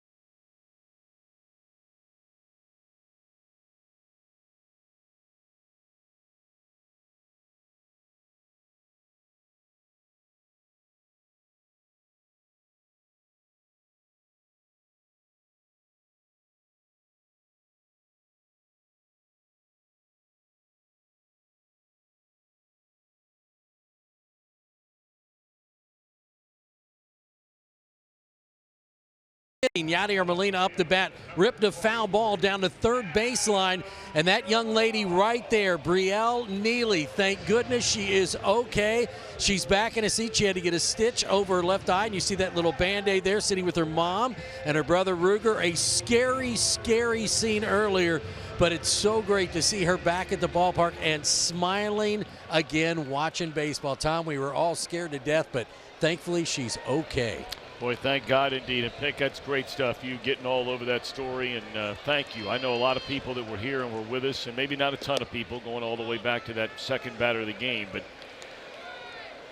boy, it's wonderful that that young girl is okay. Well, what a gamer she is to come No back to the doubt. ballpark. That is just, and she loves her Reds. No China doll there, brother. Muscled into shallow center. This has a chance to fall in, and it will. A base hit by Duvall to begin the bottom of the 10th inning.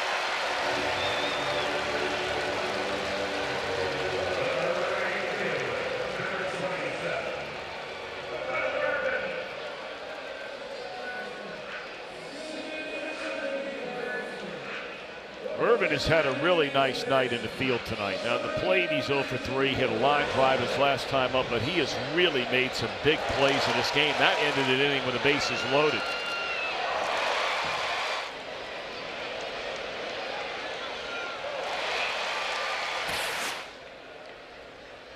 Well, his last at bat, he hit a rocket. Got and it. he's hit with a pitch, right? Or it hit the bat? Unless he was Hit by the pitch. And I'm sure the Cardinals are going to want this looked at. Well,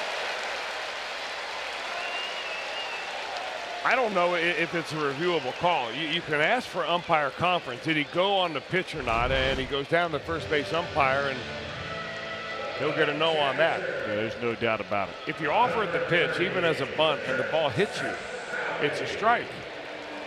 But if you're trying to get the bat back and you don't attempt to bunt the ball, it's definitely a hit by pitch. So now the winning run on second base. And the Reds have asked Casale to put down a bunt since he joined the team, and he did so successfully. And certainly this screams generally to ask a player to put down a bunt, but we'll see. He did not tip his hand, show his hand, if you will.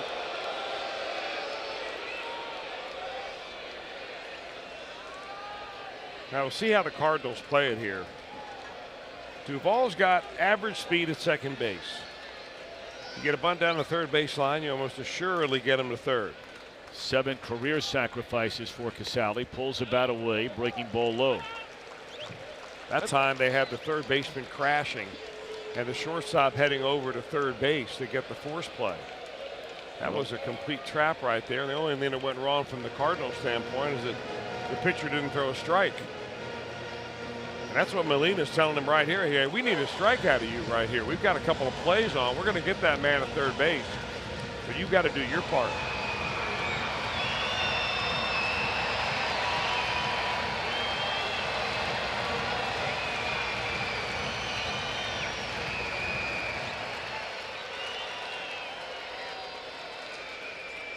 Second baseman holds a runner on so he doesn't get too far off.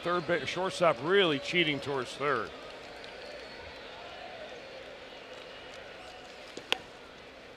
And there's a strike, 1-1 on Casale. You know, and I can see Casale just didn't want to bunt into a trap right there, because that whole play is set up to get the runner at third base and nothing else. What can beat that is a butcher boy play where you just put the ball in play somewhere, because you've got everybody crashing in. By the time the pitch comes to the plate, the corner infielders over here, they're very close to home plate.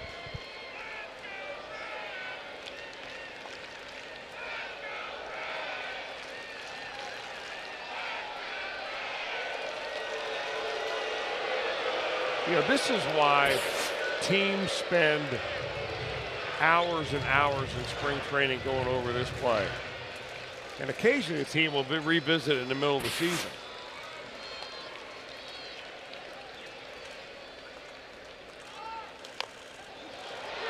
You can't do it much better than now. Oh, they got it. They sent it third. It looked like a good bunt. What an aggressive play made there by the third baseman, Munoz. When that ball bounced high into the air, you thought that's going to be good enough to get Duvall down to third. Well, the Reds will naturally ask for an official review of this play to see if he got his foot in there before it went into the glove. He's out.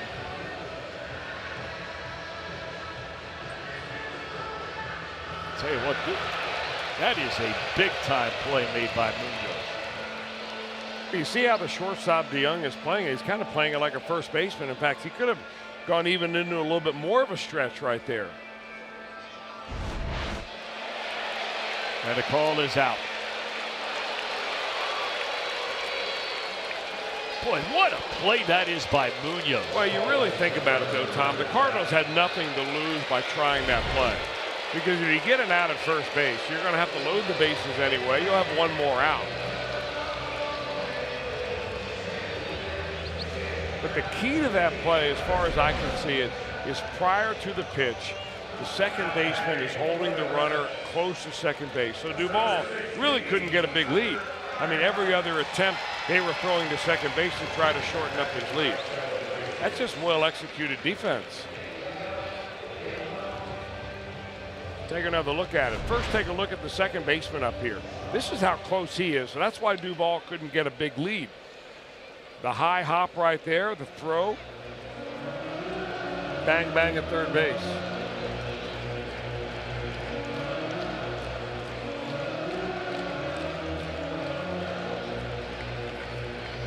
All right, Mike Maddox comes out for a visit.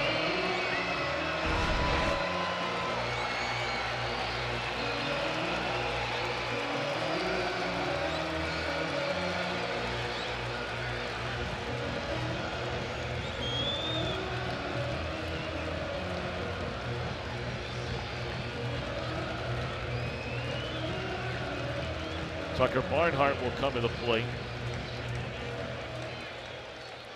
When the Reds lit up this Cardinal right-hander a week and a half ago, he walked Tucker Barnhart. And again, they're going to try to keep the runner close at second base. Of course, Barnhart will not be up there bunting.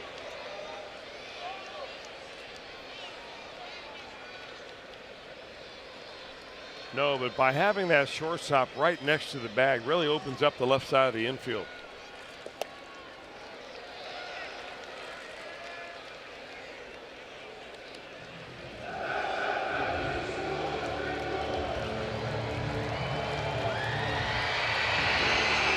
Look at this spot right right here. I mean, if Barnhart can get a pitch on the outer part of the plate,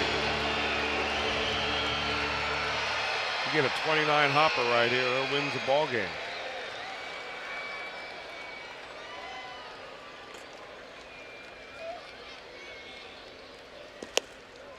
Two and 0. Irvin, the runner out there at second base, carrying the winning run here in the last of the 10th inning.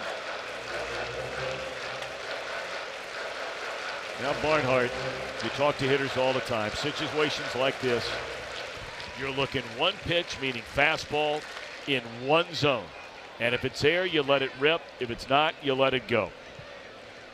2 balls and no strikes on Tucker. Straight up in the air. He got the fastball. I don't know if that's where he wanted it, but he took a hack. And that'll be the second out of the inning. So after the first 2 were on with nobody out, now all of a sudden 2 on and 2 out for Billy Hamilton. Let me ask you this, Tom. Does it say something about Jesse Winker that he wasn't called on the pinch hit right there? Sure, what? There's no doubt about it. We showed you the video earlier about him diving to get out of a way. In fact, it was a Tucker Barnhart line drive last night. And we've heard that he's injured his shoulder, but he just may not be feeling well enough to swing the bat. All right, let's see if Billy can end this game. Irvin out there at second base. Last of the 10th inning, 2-2 game. Strike one.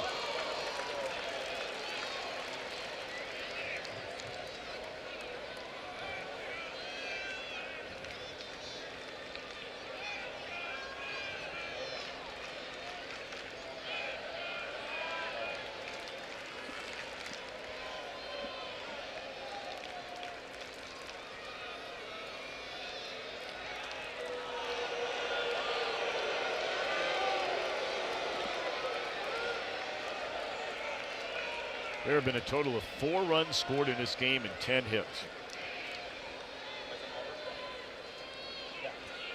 Reds have the winning run at second base with 2 outs. And quickly 0-2 on Billy.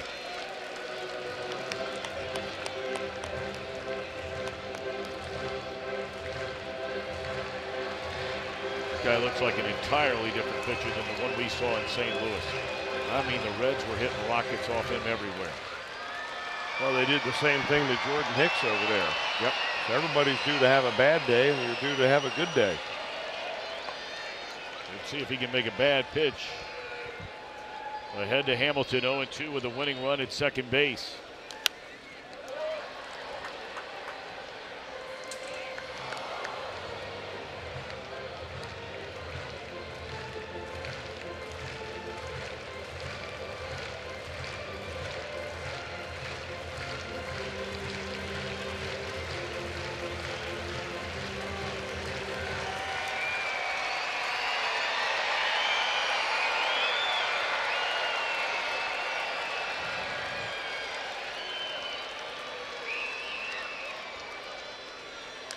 In the air. Oh, right field.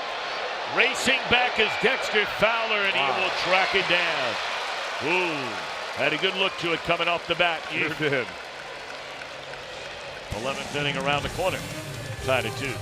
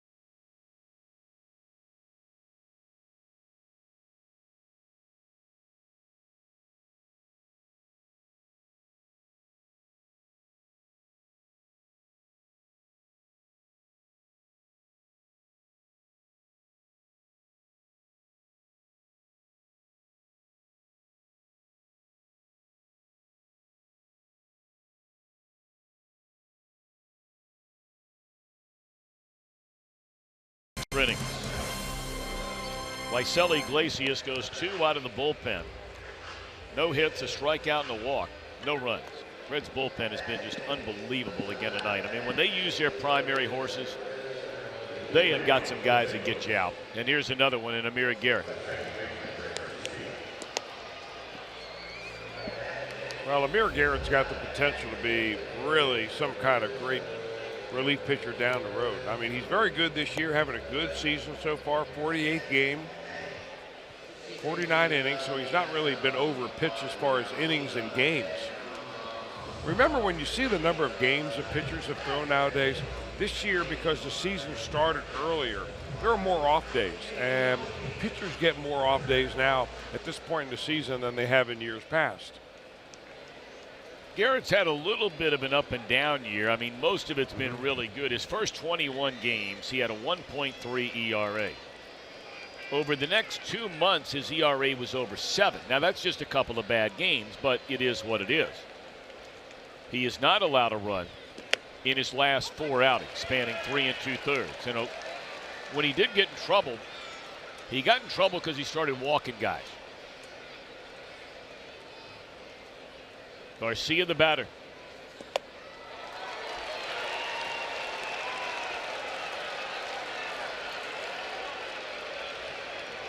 Crowd wanting one more strikeout. They were hoping to get it by Iglesias in the 10th inning, because that means they're giving away free pizza. Would be 11 strikeouts by Reds pitching tonight. And it's time to serve up the pie.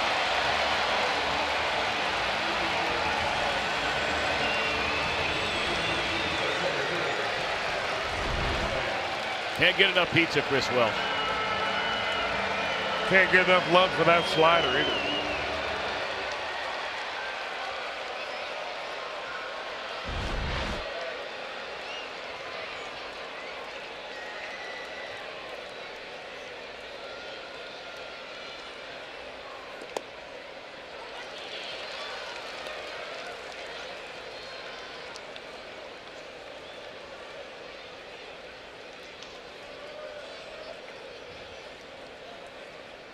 Oh, and 1 account on Pham.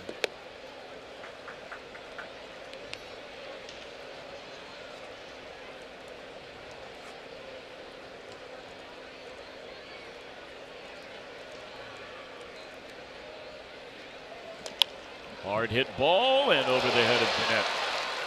Pham with a base hit to right center field.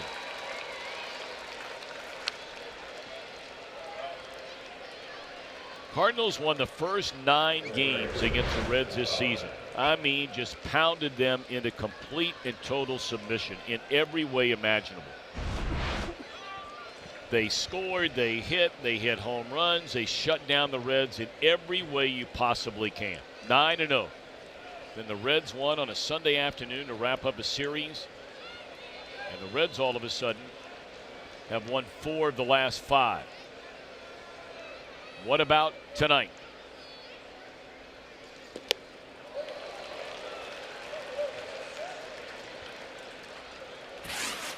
I mean, look at those numbers. Reds were hitting .233, ERA of 6.5. That'll do it to you. Yep. Oh, this ball's killed. Into right field, Cardinals lead.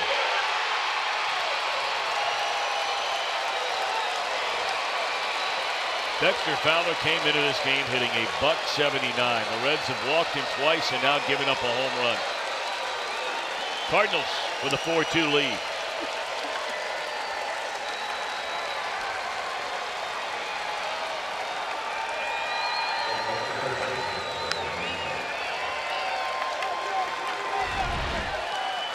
Now, believe it or not, Fowler's got a worse batting average this year batting against left-handed pitching than he does against right-handed. He hits a .154 this year. That's his 2nd home run. He doesn't have all that many plate appearances right-handed, but he gets a whole bunch of that one, and a 2-spot goes on the board.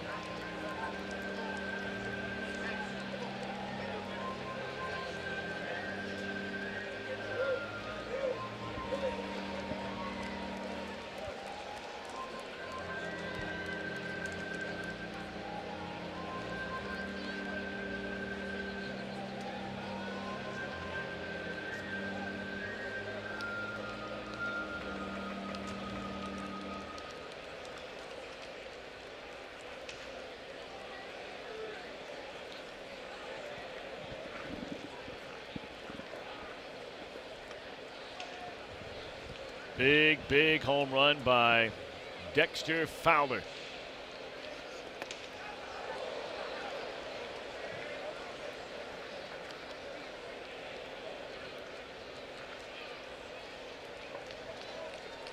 Hey, we said, you know, a lot of nice things about this player. This Munoz is a young hitter and an impressive young hitter, but I tell you, he got a lot of hot dog in him too now. I mean, as a rookie, he's doing that, you know, that Ezekiel Elliott, you know, spoon to the mouth, like feed me, feed me, feed me, after he had that double to knock in a run back in the 7th inning.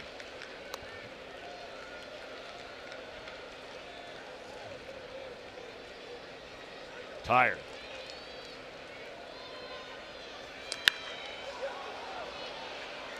Fly ball into right. 2 down in the inning. Tell you what, though, he runs out pop-ups and he runs out ground balls, and you know, the celebration thing is just something that teams do in unison sometimes. They almost choreograph it. How would you like to be the pitcher that gives up a home run to Suarez and watch him do the salsa on the way to the dugout? I get it. Believe me, I get it.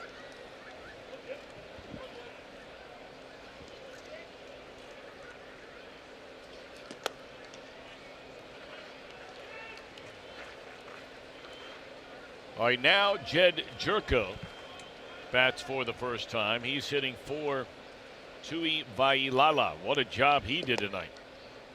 Goes an inning and 2/3. Got in trouble there to start the 10th, allowing a hit and a walk, but got out of it. Struck out 2, walked a batter. No runs. So I would assume we're going to see Bud Norris again tonight, right?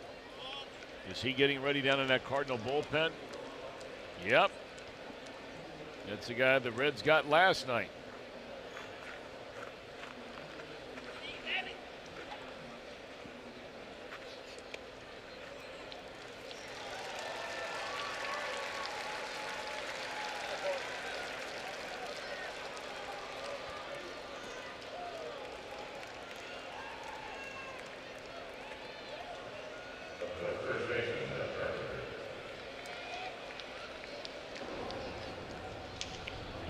The aforementioned Bud Norris.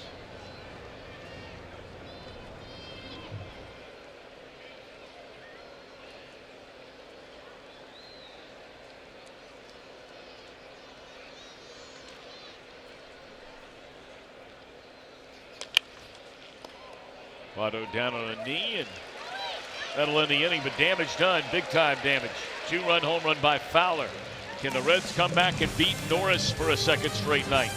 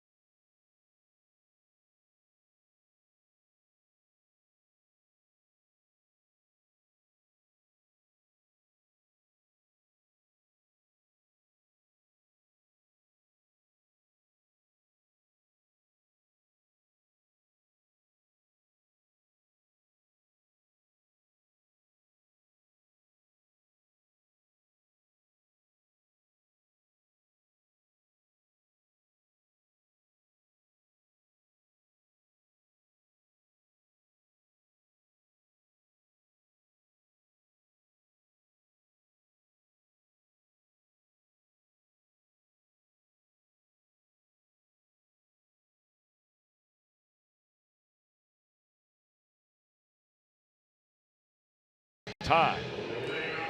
But Reds have a fighting chance here in the bottom of the 11th. The man they beat last night, scoring 2 runs. His 3rd blown save of the year for Bud Norris. Yeah, he hasn't blown too many, that's for sure. 18 for 21. Norris having a very good year. The strikeout to walk ratio is 51 strikeouts, only 7 walks. So he is around the plate. Fastball, cutter are his 2 favorite pitches. Reds have a top of the order. It'll be Peraza, Jeanette, and Votto. They're hoping for more than that. Of course, if things go your way, you would settle for just those 3 and call it a night. Bang, bang, bang. See you tomorrow.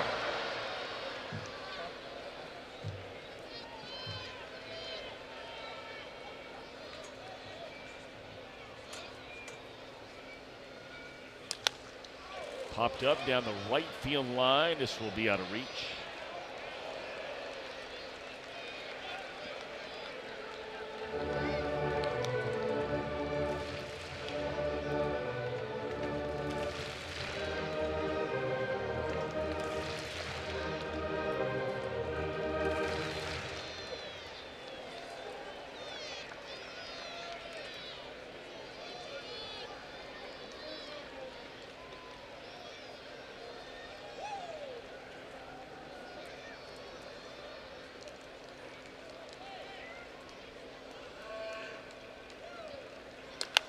Base hit left field to begin the bottom of the 11th.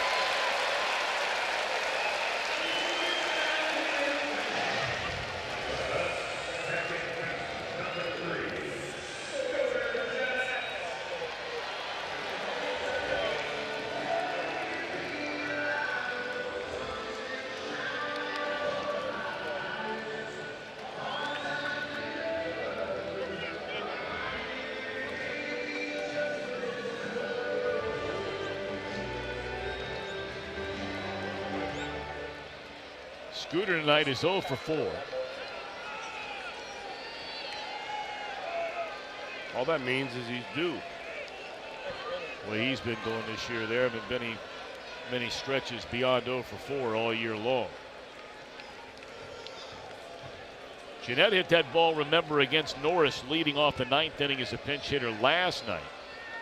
That was foul. Hit it a mile. And they started him on the outside corner. And if you remember the pitch that he hit, it was a breaking ball down and in that Norris wanted to get way inside, drop it on his back foot, and he kind of left it right on the corner of the plate.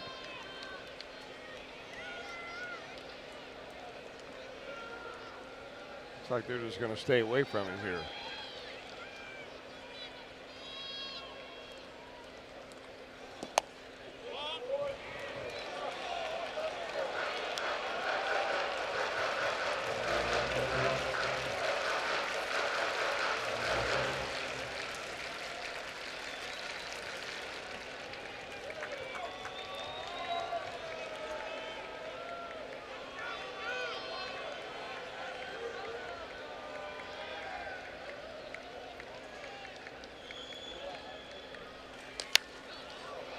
Beat him with a fastball, but able to get it out of play.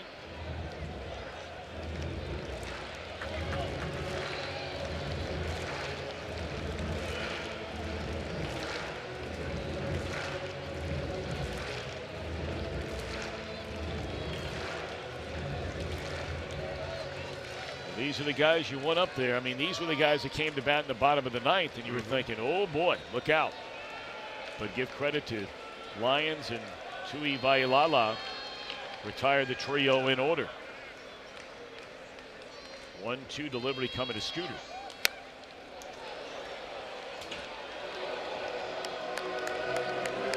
White girl over there getting after it now.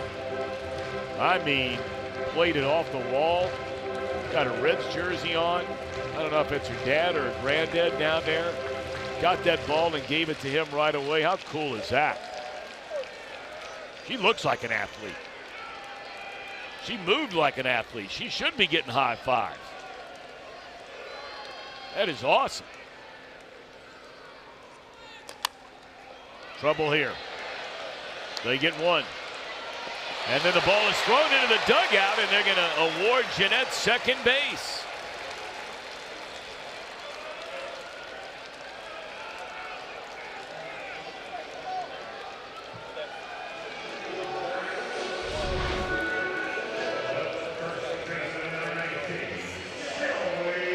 Not really forced at all, at least by the runner going in there. Peraza got there, but it didn't have anything to do with taking out the fielder. Just got away from DeYoung. All right, so now you have Votto and Suarez coming up against Norris. Remember last night, Votto hit a laser off this guy that was caught out in left field. A great play made by Ozuna. And you know what Suarez did? He hit the home run to tie the game. 7 for 20, a .350 average for Votto against Norris. Threw a fastball right by him. In fact, the next three hitters, depending on how many we see, Votto hitting .350. Suarez is 4 for 4 against Norris, including the home run last night. And Duvall is 4 for 5 with a home run and a double against Norris.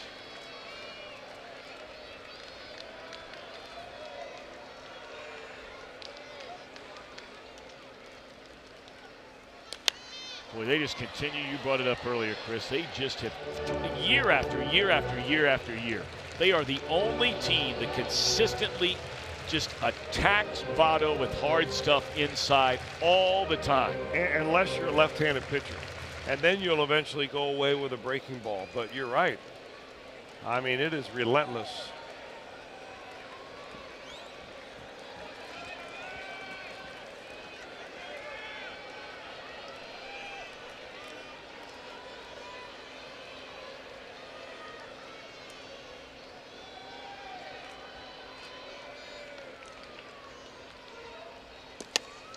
There they go again. Of course, you have to have pitchers to be able to get it in there. And Norris has very good control, but that inside part of the plate and just off of the plate is a very difficult pitch to throw for a lot of right-handed pitchers.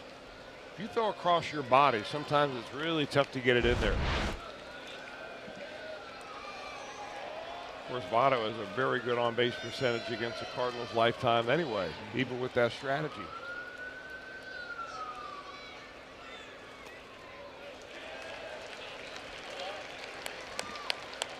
2 balls and 2 strikes.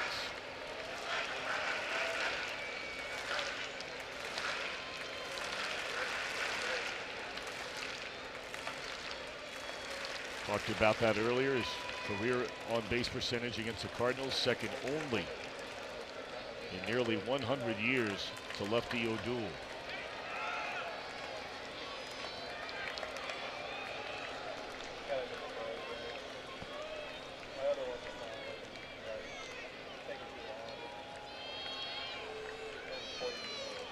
Two and two to Votto. Tying run at the plate.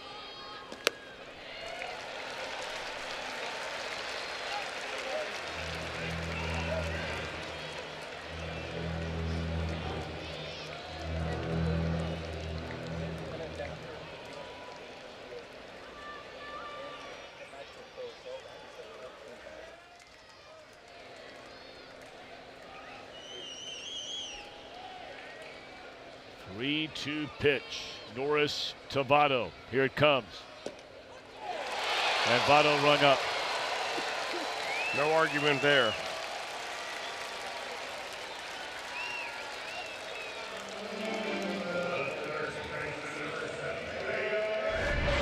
And again, they come in with a gas.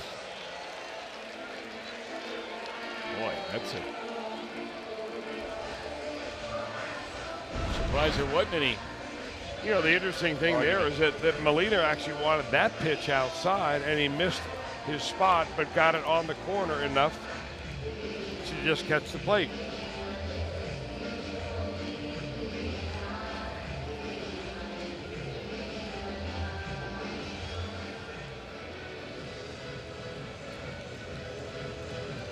Tell you what, I know it's fashionable for Reds fans not to like Molina, but I'm going to tell you what, man.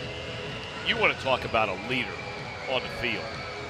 Did you see the way he walked out there, knowing what everybody here knows, that this guy, the last time you saw him, hit one 800 miles to left field to tie the game? And, I mean, he walked out there, and Norris wouldn't even look him in the eye the entire time. Molina right in his face talking about, you going to get this guy out or not tonight? And Norris has been around a while.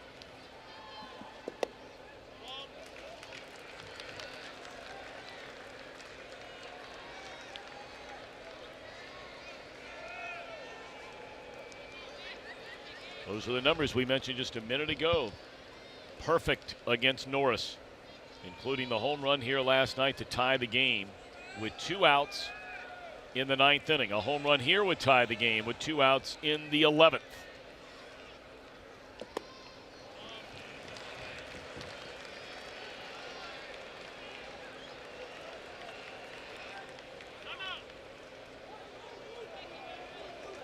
And they're going to go ahead and intentionally walk him.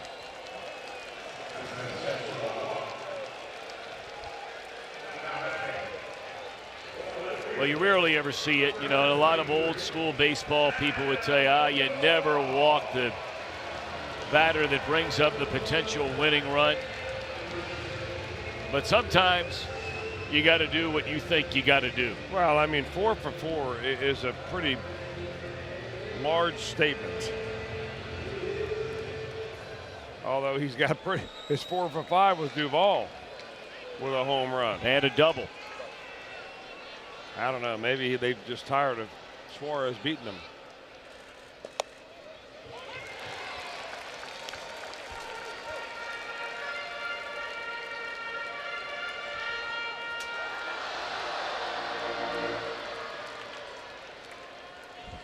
You know, the batting average might be low, but this guy's done a lot of major damage late in games. Duvall, he has 14 home runs and a whopping 60 runs batted in.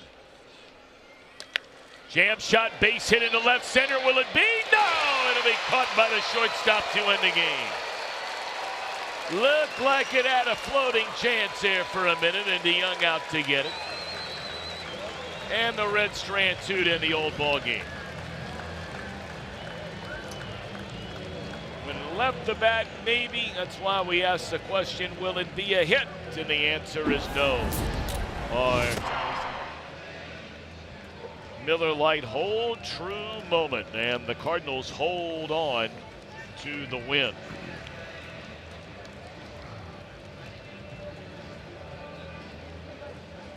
Three-hour and 40-minute game in a 4-2 game.